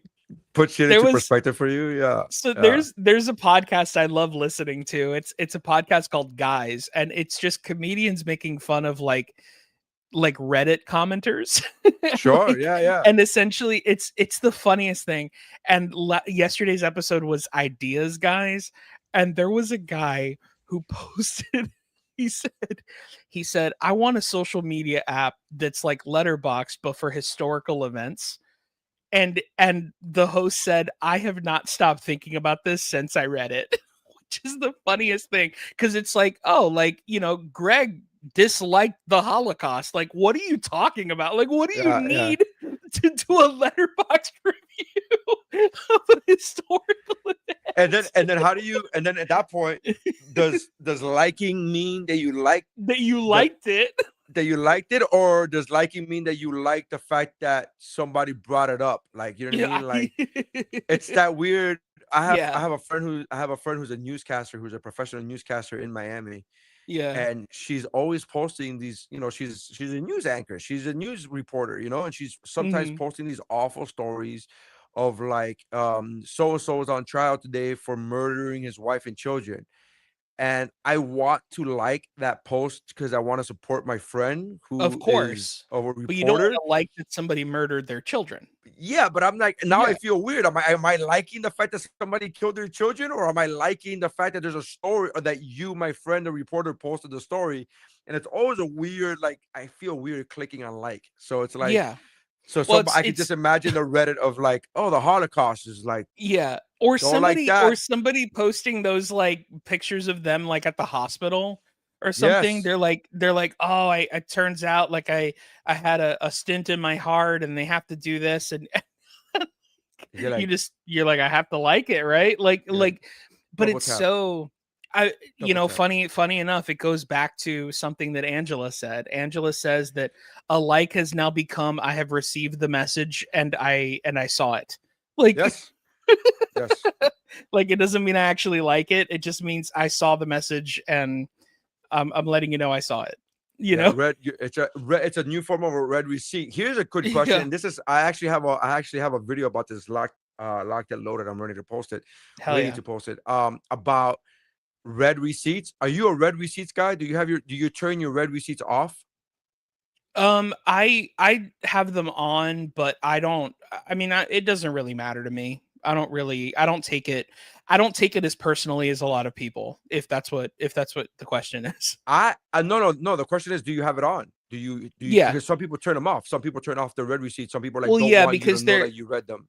yeah. Well, also there's people that, like, don't want you to know that they read them, or um there's a lot. Like, I just yeah, I don't take it as personally as other So people. I have my red receipts on, and I don't understand. Like, to me, people who turn them off, I'm just like, what are you hiding? Stand on all 10.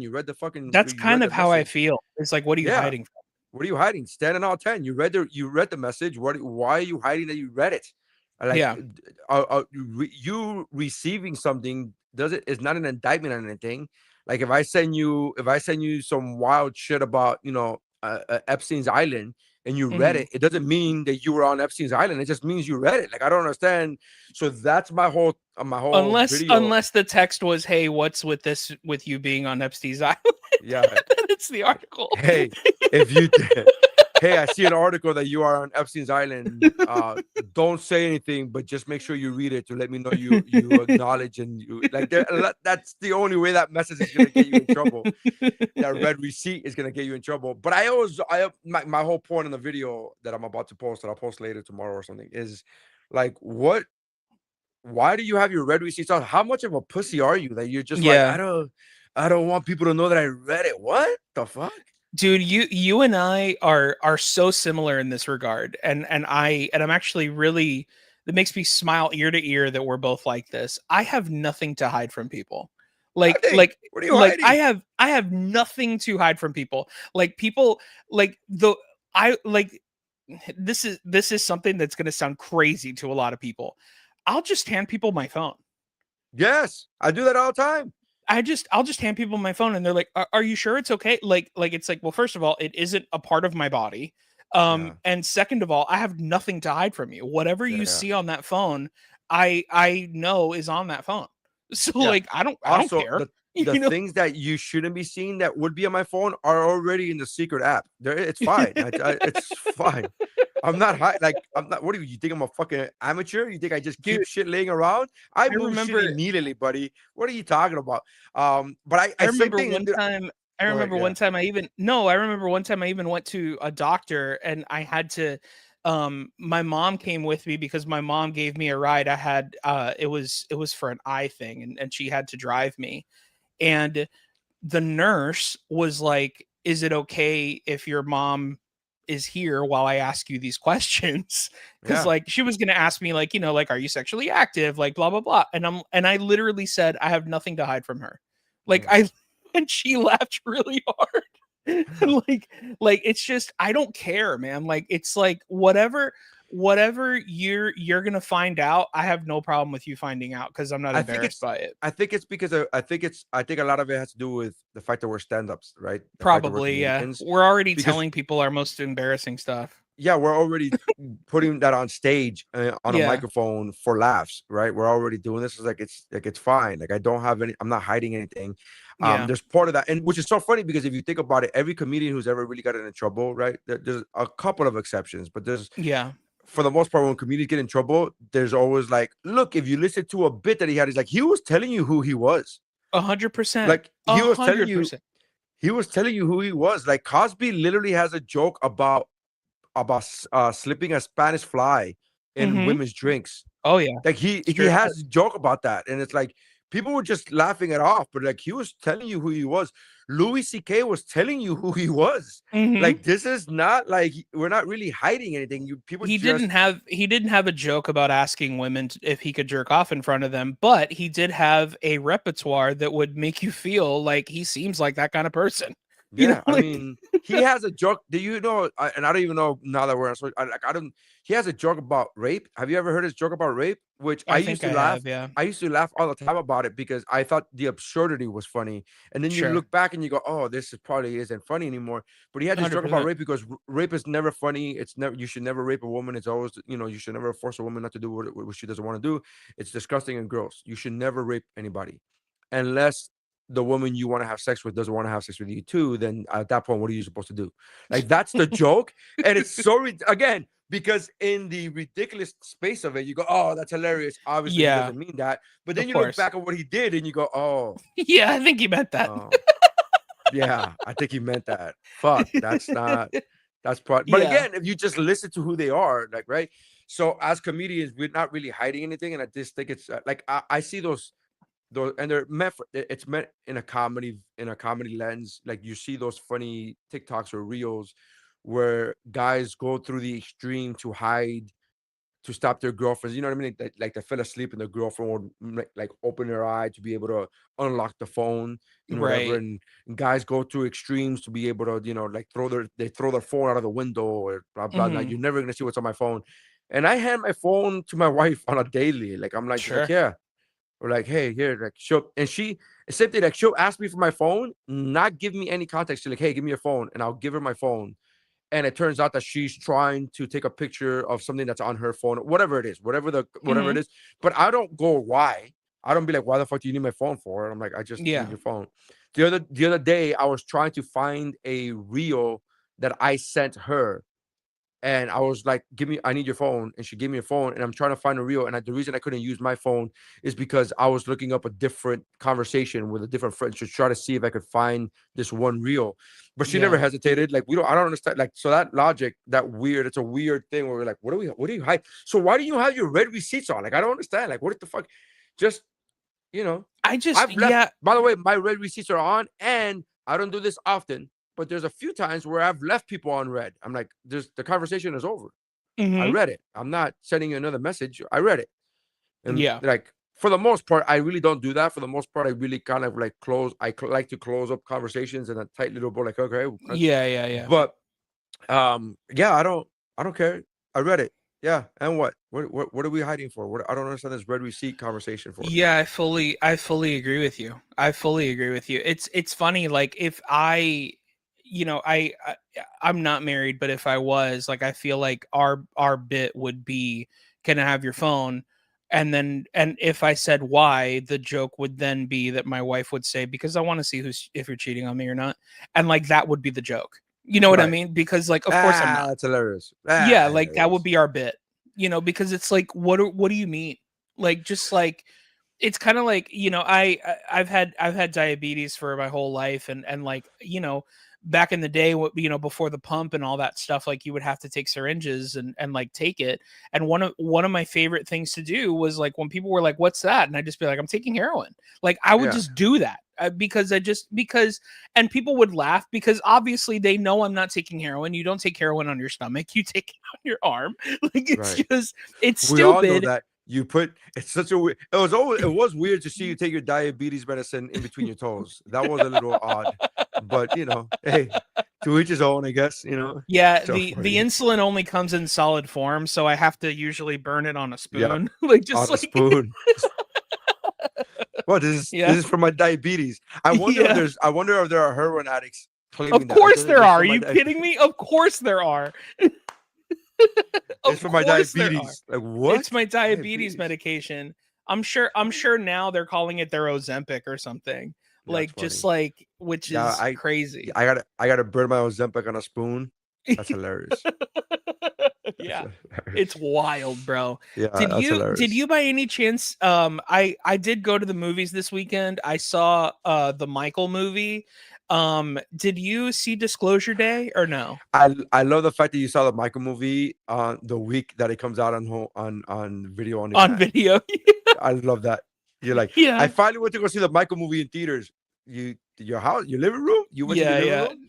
No, I went to the Um. theater. So Still, what it was you asked? full by the way. Full by the way, which was It's still making wild. money. It's still It's making still money. making money. It's It wild. I was so surprised that there were that many people there. I've been noticing the Michael movie. Well, I've been noticing the box. I always notice the box office, but I've been Yeah, noticing yeah. that in the last few weeks, the box that he's still in like the top five. The Yeah. Michael movie is still coming in the top five. Mhm. Um, this is another topic that I kind of feel very um conflicted on Yeah, we're probably because gonna agree on this too. I'm a huge fan of his movies. I'm a huge Music. fan of his music. But I really do think he did that. I really do Yeah. think that he everything that he was accused of with kids. I know that he was. I know that he won his trial. I get that. If somebody were to make an argument to me defending Michael Jackson and those accusations of children, I would not. I would have no feet to stand on because he won the trial. Right, the trial says that he Right. was not guilty of it. And you are. I am okay with people to give an equivalent, right? When people defend Trump saying that he's not a pedophile, I was like, no, no, you're a piece of Mhm. shit because he's hiding something because that's why Yeah. he's not releasing the Epstein files and blah blah blah blah blah. Ask him I if you would can not borrow have his phone. right. I would not. That's so funny. I would not have that reply if somebody were to defend Michael Jackson. Somebody defends Michael Jackson, I'll be like, yeah, you're right. I mean, but Yeah. the feeling that I get is I feel he still did it. Whether that's right or wrong of me to do that, I'm sorry. Mhm. That's just the way I am. That's just the way I feel. I saw that the documentary a few years ago, where those two guys came Yeah. forward, and I believed them, and I Yeah. just believed the victims. I believed them. Well, And because of that, there's I just don't want to support that family with my money for the movies.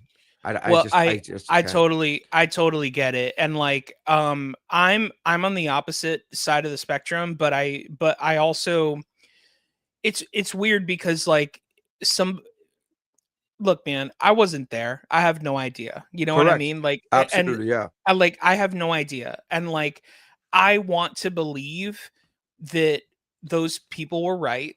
However, the HBO documentary that was made, Leaving Neverland, is off of HBO because both of those people have admitted that it was a lie. Oh, is that true? Um, Is yeah, that thing? I did not know yeah, that. I did not know yeah, that. yeah. That They makes me feel admitted better that. about it. All right. Yeah, so you can watch it at home now. But Yeah, I could watch it at home now and jerk yeah, off at so home. like Um, but but like but that's not what everybody look, was doing in the theater. Everybody in at the theater the wasn't jerking at off to Michael Jackson. yeah, at the end of the day, um and the truth is there's it's just hard like my That's whole interesting. I did thing. not know that. That makes me feel a lot better about it, to be honest with you. Yeah, That really does relieve a lot of because I was that guy that's like again, like I said, like I just said, I was like, I didn't want to believe it. I did not want to of believe that about Michael. course. I did Yeah, not you want don't to want believe to. that. I was Yeah. like, I don't want to believe that. But I was like, I can't just not believe these two guys. But if they are, all right, that's good to know. Look, one thing that man was guilty of, and I would say that to his face if he was still alive, the thing he was guilty of was being weird as fuck. Oh, Like super weird. like Yeah. like he was 100% weird. Like but whether or not he touched children, I don't know. You know, Right. but one thing I will say, which I did not know this, my friend who was with me when I saw Michael told me that he saw a documentary that because Michael Jackson's name was on the Epstein list, Yeah. and he said that apparently what happened was he went once, saw what was happening with all the children, left, and then that's why he built Neverland, so he Yeah, could have a place I've for children. I heard that too, but that kind of seemed like that which is a dope story. Yeah, But if true, also if true, that's a cool if story. true, like that's what I'm saying. Like that's one of those stories where you hear, you go, oh, that's great. And you're like, is that real? Is that a real, like, Yeah, you know what I mean? Like, just going back to what we talked about earlier. Is that real? Did that really happen? of But course. it is a dope story. It is a dope story Yeah, that's why he built Neverland. yeah. If true, then that's a really cool story. But also, you were really rich. You could have probably got some of those kids out. No, like, blow the I think whistle. Like, I so. don't Yeah, know, blow the whistle. yeah. Like, just, I don't know, for man. What weed. am I'll dude? And I tell people this any chance I get to talk about Michael Jackson. My absolute favorite Michael Jackson clip that has ever been made ever is there's a documentary that's being made. I think it's like a 60 minutes or something, and he is at an art gallery, and everything costs billions of dollars. And he's walking around with a guy with a clipboard, and he's just going, "I'll take that. I'll That, take yeah, that. I'll take yeah, that." that. And That's it's just like that guy was made of money. Like it yeah. is That guy's just unreal like, how he's much doing money it. that guy I had. think at one point he pointed to something that was just like structural part of the store. Like, no, that's a column that's holding up the building. And he's like, yeah, I'll take the whole building. I'll take the I'll whole take the whole building. building. Like, what the fuck? It's like, he's just like, what? No, that doesn't. No, that's Dude, not. Oh, okay, yeah. John Stamos has the funniest story about Michael Jackson where like Michael Jackson and John Stamos are both very big Disney memorabilia people. Mm-hmm. And John Stamos went to an auction where Michael Jackson couldn't make it because he was on tour, and he got um the original like signage of Disneyland on the outside of the park, like just the original Sure. signage. And it's like, I mean, it's worth like millions and millions of dollars. It's literally, it was made, it's the first Disneyland sign ever made. Yeah, it's a And one of one. yeah, it's a one of one. And he said he goes, at least twice a week until he died, he would get a call, and there would be an assistant who would go, Mr. Stamos, Michael on the phone for you. And then he'd go, can I have it? Like every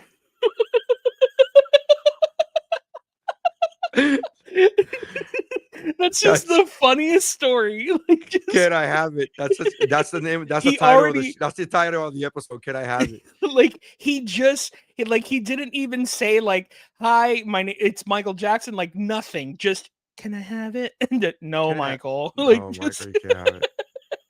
So funny. He wasn't. yeah. I like the fact that he wasn't even saying, "Hey, I'll pay you X amount of Yeah. millions of dollars." He was He just saying, just "Can I he have it?" said, can I have it? Yeah. Like, Can I have that's it? such a It's yeah. so funny, dude. He But yeah, yeah. did you see apparently Disclosure Day is doing really well, but I have heard that people are not liking it for some reason. Interesting. What's the Rotten Tomatoes on it? Do we know what the Rotten Tomatoes I on it don't know. is? I usually don't care about that stuff, I but don't care like either. I I yeah, I yeah. like I like the audience score though. I do like looking at the audience score. I don't care about the critics. I care about the Yeah. audience score because the audience score is usually pretty on brand, unless it's like a um. There are a few times were like Like the Star Wars Snyder cut or movies something. and Snyder, like Star Wars or DC, where the trolls will come out and start bashing it. Like, I don't like it when they do that before the movie even comes out. It's like, no, Same. you can't. The movie hasn't even come out yet. What are you talking about? Mhm. But I'm interested in. So I'm interested in Disclosure for a couple of reasons. One, it's Spielberg, right? Spielberg is Yeah. one of the directors on my list that it should be on everybody's list that you go, I'll watch anything that he makes, right? Anything 100%. that they make, I'll just watch it. Doesn't mean that I like or love everything that Spielberg has made, Right. but for the most part, he's earned that. He's earned the I'll go watch it. Mhm. But it's an alien thing again, and I'm just Mhm. like, this guy really loves aliens, man. He He really really believes in does. aliens. He really loves Mhm. aliens. So that's the reason why I don't know if I know I'm gonna watch it, but I don't know how fast I'm gonna rush to watch it. Is because the Yeah. aliens thing doesn't I don't know if really. it's a theater watch for me. I don't know if it's a yeah, if it's rushing to go watch it, because I don't recall the last time I saw an alien movie that I was rushing to go watch. Now, I will Right. say that the movie that I talked about last week, that I love you so much, Project Hail Mary, has an Yeah. alien in it. Mm-hmm. I did not know that going into the movie. Yeah. So Right. therefore, it wasn't like I'm gonna go. I'm not saying that I don't. I'm not even saying that I'm not a fan of movies that have aliens in it. I'm saying I don't rush to go watch these movies. I Right. don't rush to go. There's another one about the whole street moved. Remember that? What's the one I sent you that trailer? I forgot the name of the movie. Uh, I absolutely loved that trailer because that I was trailer's like, fantastic. I thought it was gonna be because I aliens, but it's apparently dinosaurs. yeah, that's the coolest. See, if I mean, whoever directed it, I'm sure is great, but if that was the Spielberg movie where it's like where it was like, oh, they're tricking you into thinking it's aliens, but then the left turn is that it's dinosaurs, Yeah, man, that would be crazy. Cuz yeah. that's like such a Spielberg move, but yeah. I it looks really cool, yeah. But I do like the idea of Disclosure Day. I do like. I do want to see it. I do want to watch it. But We're yeah. getting Uh, closer and closer to it being real. oh So my god, it's we're, we're there's a. Did you get that? Did you see that meme where there's a Venn diagram, but the Venn diagram is made with actual DVDs, and it says you are here, and the DVDs are Terminator 2, The yeah, Matrix, and Idiocracy. And that's we're like so funny. we're in the middle of these three DVDs, and like, yeah, you are here. Like, holy shit, we are in this Venn diagram of what the fuck is Dude, happening? to What is to cl- happening? funny enough, to close the Venn diagram, there's a Nate Bargatze joke that's very funny where he's like COVID was so bad they just said that there's aliens and people didn't care. Like Yeah, people are just like, okay, do they have COVID? I don't know. Like yeah, just like yeah. They better cover their mouth. They put a yeah. mask on. They put a mask on this. my Yeah, give favorite a my favorite thing that he says on that special is the best thing about COVID is that it allows people to only be able to cough twice. And he says, and he goes, man, it made me realize how much my parents love coughing. Oh, it's so funny. There was a clip I posted during COVID, right when we were coming back, right, like right after, like but we were still in the mask wearing 6 feet apart phase, but we were now allowed to gather. And I was at a comedy club, and I was doing a joke, and you could hear me. I was doing a joke, and then you could hear the guy coughing Yeah. or sneezing. It was a sneeze. You could hear guy sneezing, and I then was he with sneezed. you, wasn't I? And then no, no, no. And then he sneezed Okay. again. And then he sneezed again. And I stopped my joke in the middle of the fucking joke. I go, that's two. You one more, you're fucking out. Like, I'm just telling you that Yeah. right now. Everybody, as you're sneezing, everybody, you're fucking freaking everybody out. Nobody's paying attention to my jokes because they're all worried about your fucking sneezes. That's Yeah. two. You get one more and you're fucking out of here. And the whole crowd erupted laughing. Oh But it yeah. was like, it was, dude, Which would I have made had the never, problem worse, but yeah, I had never in my life, during my career been so cognizant of somebody sneezing and how many times that person has sneezed than when I was during COVID. Like, yeah. the fact that I'm doing a joke, I'm telling a joke and making people laugh and having a good time, and I'm like, did you fucking, like, that was twice? You just like that. I just always love that moment. I have it posted somewhere 1,000 years ago, but Something yeah, something that's so great, and we can because we've both had moments like this that we'll never ever have again, is ever, the the the feeling of like the biggest laugh in the room where we know that 50% of it is just the fact that people are scared, you know? yeah, And like, cause I'll never forget it. I think it was the show I did with you, but I did a show and there were so many people in there and it was finally like people were getting back in there and there were people with masks, without masks, and like if you had a mask, it was like a political decision. And I made a joke where I was like, man, there are so many people here. If somebody farts, we're getting it. And yeah, and it erupted the room. Like, yeah, and I yeah, was just like, oh, like we're never gonna get a laugh like that ever again. Because like we're never. just making fun of like how all of us are gonna die. Well, my daughter was born. My youngest was born during COVID, and Yeah. she'll never understand. Like, to explain that to somebody when she, in 10 years, when she's 15, to explain, hey, there was a time Yeah. that you technically were alive for, but you were an infant. That, I couldn't watch her go be born because I had a cold. I had COVID. I had this COVID thing, Yeah. and like to explain that to people, like it's like what? Everybody was Dude, closed. All the stores were closed. There was no dude, it's toilet paper crazy. for some reason. Like I don't know. I don't know how to I explain I this. I've been doing this joke for a little while. It's brand new, but I I joke about like being Cuban and all this stuff, but then I say I'm American, and I know I'm American because my birthday's on December 7th and I hate surprises. And that's a funny joke, but a lot of I've noticed that a lot of people don't remember Pearl Harbor, right? Right. Yeah. And now it's gotten to a point where it has to be about 9/11 because that's Yeah. the next tragedy that everyone remembers. So Correct. now the tag that I have to do is I go, Pearl Harbor Day, the 9/11 that makes you feel old for remembering it. Like, Yeah. For real. And you know what's funny? My mom's birthday is on 9/11. My mom's birthday is yeah, September 11th. Yeah. So yeah, that's a whole thing. Yeah. It's a whole thing. And I was like, oh, nobody remembers December yeah, 7th. Yeah.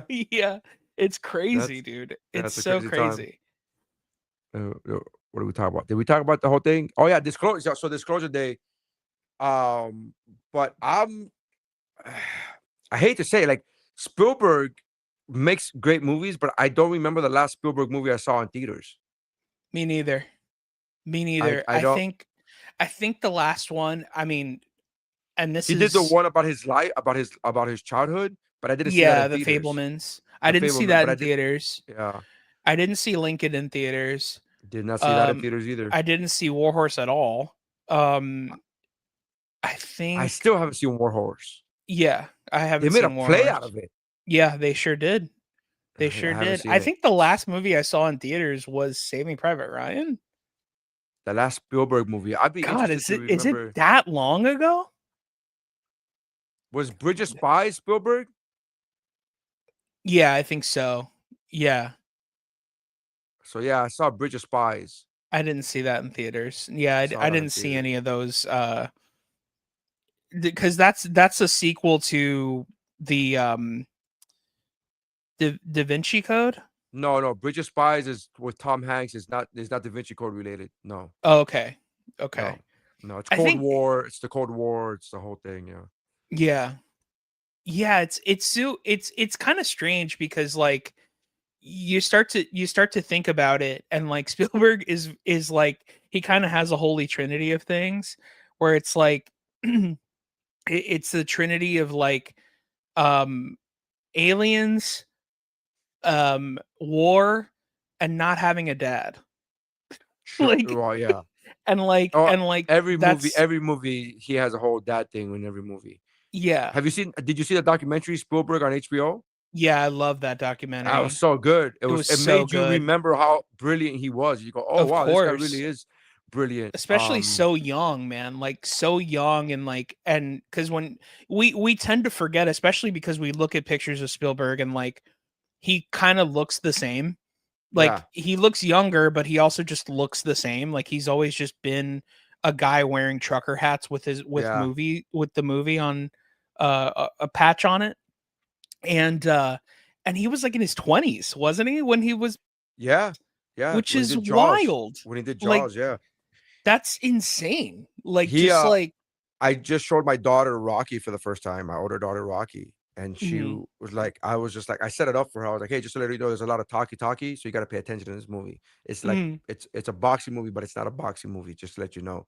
So she's very much into like, and I'll pause the movie and be like, because she'll say things like the movie starts off with a Rocky in a boxing match, but it's like it's like the open mic of boxing matches. It's Yeah. just like it's an amateur box, whatever, and then right after the fight, he asked for a cigarette, and she was like, "He's an athlete. Why is he smoking?" And it's like, so then I start putting things together for her. I'm like, how?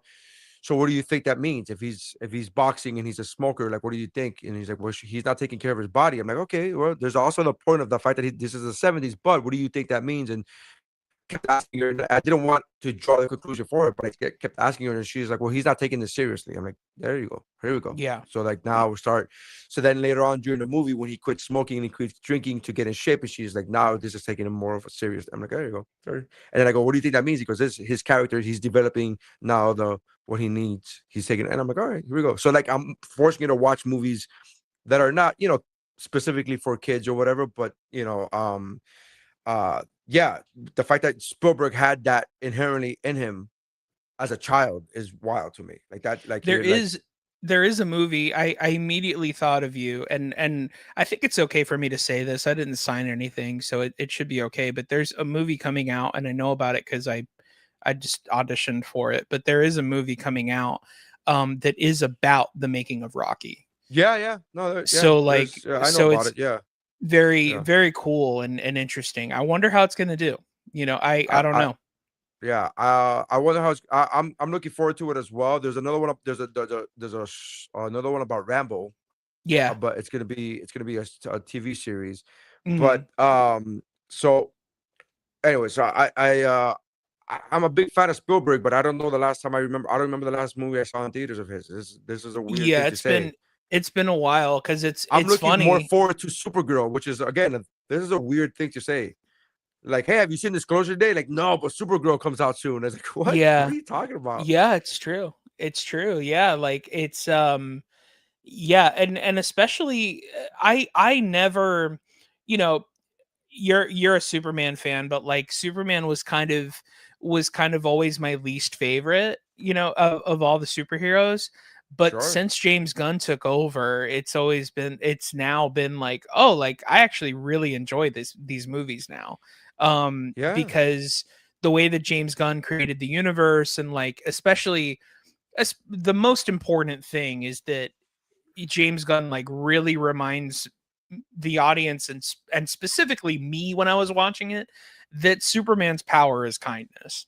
Like that's his actual power. Yeah. Yeah. And Yeah. and so like because before then, and to be fair, like I was never a Christopher Reeves I never watched the Christopher Reeves movies. I did later, but I never grew up watching them. What I really Yeah. grew up watching was the animated series. Like I Sure. watched the Superman animated series, and it's so like I just remember it being very, and also I remember the Adventures of Lois and Clark, which is arguably the worst Superman, Yeah. especially personally. but Yeah. like, On but a personal level, yeah, a piece on of a shit. Yeah. personal level, just the worst version of Superman. But I just remember it being like, oh, like this guy is just Jesus. Like what's the point? Well, But my whole love affair with Superman was always the other side of that coin of what you're talking yeah. about is was always it wasn't that he was super strong and it wasn't the powers per se. It was the fact that he had all these powers and and he chose to help people.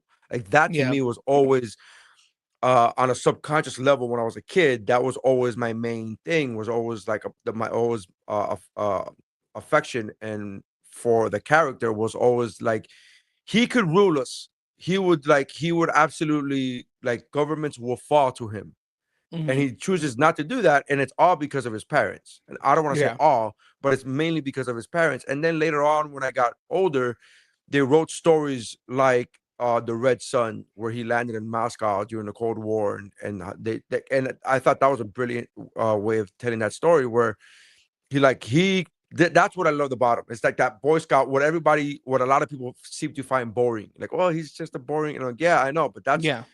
that's you're right. The kindness is his superpower. Like that's another way of saying is like he could rule us all. He could be a god, and he chooses not to be. Like he Yeah. chooses not to be. Like who? Like that's a thing.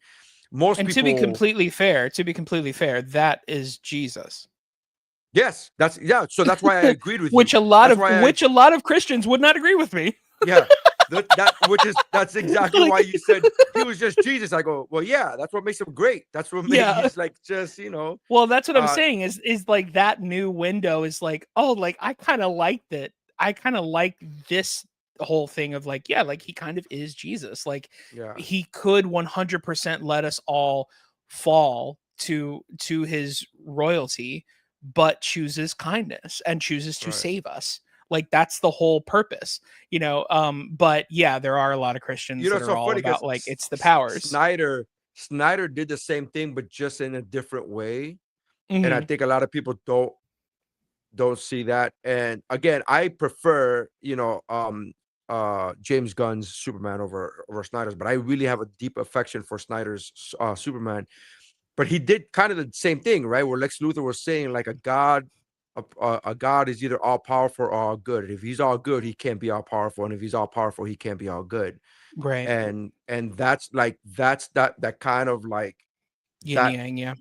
that yin yang thing that is basically saying what we're saying now, that kindness is his superpower, and that Hmm. he, when he gets up and he's being handcuffed, and Lewis is like, you let them handcuff you, and he's like, it makes them feel better, like little things like that. Yeah. Yeah. It's like it lets them feel better. It's like it Can wouldn't you imagine be. if that was in the Bible? You let them Yeah, handcuff you, it just makes them feel better. it makes them feel better, man. What are you doing? It's like, so that's it.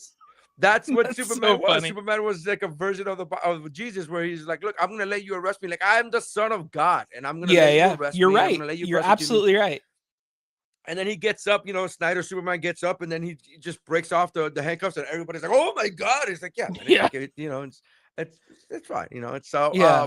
but so Snyder was doing it in his way. It's just a darker version. It's just not Right. as overtly verbally saying kindness is my super, like, that's not. It's just a very, Of again, course. I always like, there's a lot of things I like about each alliteration of these characters, right? So like Mm, we've seen Superman in multiple versions. We've seen Batman. There's a lot of things I like um Bale's Batman. yeah. Actually, there's not. But there's a lot of things I Really? like. I don't like Bale's Batman. He's just so You don't like his I Bruce like Wayne either? that's what I was gonna say. I like Okay. Bale's Bruce Wayne. That's Okay, because I agree with that. that's I think his Bruce Wayne is one of the better ones. yeah, his Bruce Wayne is one of the better ones. I will say that his Bruce I Wayne is think dope. Affleck is the one that got both of them correct, though. Yes, that's my, again, but I'm a Snyder guy, so whenever I say that, it's always No, I tinted could with. say that as a person that's not a Snyder person. I But think that's what I'm saying. Affleck Coming is from is you, the that's what I'm saying. guy. Coming from you, it holds more weight, because Mhm. I'm a Snyder guy. People are like, "Oh, you're just saying." I'm like, "Well, no, I could be both. I could be a Snyder person and give a fair."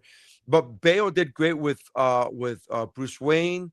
He lost me when he was doing that fucking voice. That voice is Sure. awful. But So what makes me that's what laugh. it feels like. Who are So you that's what talking to? who he talking to, and like, but he did the same thing when he's like, Bane shows him, Bane blows up the fucking Wayne Tower, right? Yeah. Shows him, I know who you are. Says out loud, hey, Mr. Wayne, blah blah blah blah blah, and then he continues with the voice. He's like, who are you doing that for? Yeah. Who Everyone he's knows who you are now.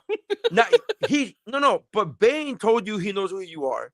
He Yeah. blew up the fucking building. He's showing you your artillery. He's showing you your fucking cars. Showing you, he not only does he say your name, but he's showing you, hey, I know who the fuck you are. Mhm. And you're still with the voice. Like, who are you protecting? Yeah. What are you doing? Yeah, the What are third you doing? movie Yeah, what are you doing? was tough, man. It didn't it doesn't stick to landing. I mean, ultimately, you know, the the Dark Knight is like arguably one of the best Batman movies ever, but I only say that because of performances. Like Yeah. if it weren't for like basically if it weren't for Heath Ledger, it would just be like a fine Batman movie. It's You know what I mean? I think it's really good, but not great. I think it's really good. It has really good thing. The directing is really good. Nolan did really Mhm. great in that movie. One of the things that I can't shake, because I was always thinking about this, but Daniel Tosh put it into words, and I could never, and now I can't just shake it. Where they're Yeah. fighting over Maggie Gyllenhaal, and I was always like, "You're fighting over Maggie Gyllenhaal?" Like, I could understand Yeah. fighting over Katie Holmes, but Maggie Gyllenhaal, that was my joke. Like, I could understand fighting over Katie Holmes, but Maggie Gyllenhaal. And then Yeah. the way Daniel Tosh said, he goes, "Are we really fighting over a 7?" I'm like, "Oh fuck." That's so fucking good. God damn it. That's so good. That's such a better joke. Not to Are body we shame Maggie fighting over Gyllenhaal, but the No, phrase but "Are we fighting she's over a Jake 7" Gyllenhaal is with a so funny. wig. She's No, Jake Jake Gyllenhaal with Gyllenhaal a is wig. way better looking. Jake Gyllenhaal is so pretty, so much prettier. Oh my god. I would understand fighting for Jake Gyllenhaal. I would fight for Jake Gyllenhaal all day. Yeah, man. Yeah, fair enough. No, I but will say about that movie in particular that I'll never shake is that in the same scene, the scene where uh the Joker is out in the alleyway and he's doing the hit me, and then the yeah, truck flips over. yeah, That is a practical effect. That was a real truck. yeah, And two things happened in that shot that they had to keep, which is that it killed the driver, which sucks. Oof. It killed the driver, and I didn't even know that. I didn't even know that. And it's so funny yeah, because I rewatched that movie like a month ago. And when that flip happened, I was like, oh, the Joker would die. Like I literally said that. I literally said yeah, I'm like the Joker would die. There's no way he yeah. would survive that. Well, so much so the driver that was in the stunt Right. driver died. Yeah. So like the Sad. stunt driver died, and the IMAX camera that they were shooting was completely decimated by Jesus Christ. and it was so funny because at the time there were only 2 IMAX cameras in production, and Nolan broke one of them, which I That's think so is funny. so funny. That That's like so so funny. he owes IMAX, like, I mean now it's probably fine, but like it's he owed them like millions and millions of dollars because like he broke like one of the only 2 that were made at the time. That's And so now funny. it's a little bit easier because like, IMAX is such a thing that people want to see now, ever since Yeah. like, especially ever since like Sinners and things. But yeah, like, yeah, now it's a whole thing. But I'm Uh, excited for the Odyssey. I'm sure I'm you excited. are too. I'm excited for the Odyssey as well, man. I can't wait to watch it on my iPhone, as Nolan intended. As Nolan intended for us to watch it on our iPhones. Anyways, all right, man. Listen, we're gonna wrap up. That's our time. Thank you guys for Heck checking out yeah. the podcast, the What's Up Bro podcast. Check us out, Mike Valdes. His handle is Mike Valdes. My handle is at Nery Saenz on all social media. You can check him up at that's thekidfromup.com. Correct? Is Yep. that it? The That's kid it. from up, thekidfromup.com. Mine is whatwashisname.com. Check out all the socials there. We appreciate you for checking us out. Go follow us. Go watch our comedy. Go do that. Go watch Mike's commercial, man. His Walmart commercial is fantastic. I can't wait to Yeah. watch the rest of them. Yeah, So they'll be it's gonna up be dope. soon. All right, man. All right. Thank you guys for checking us out. That's how winning is done.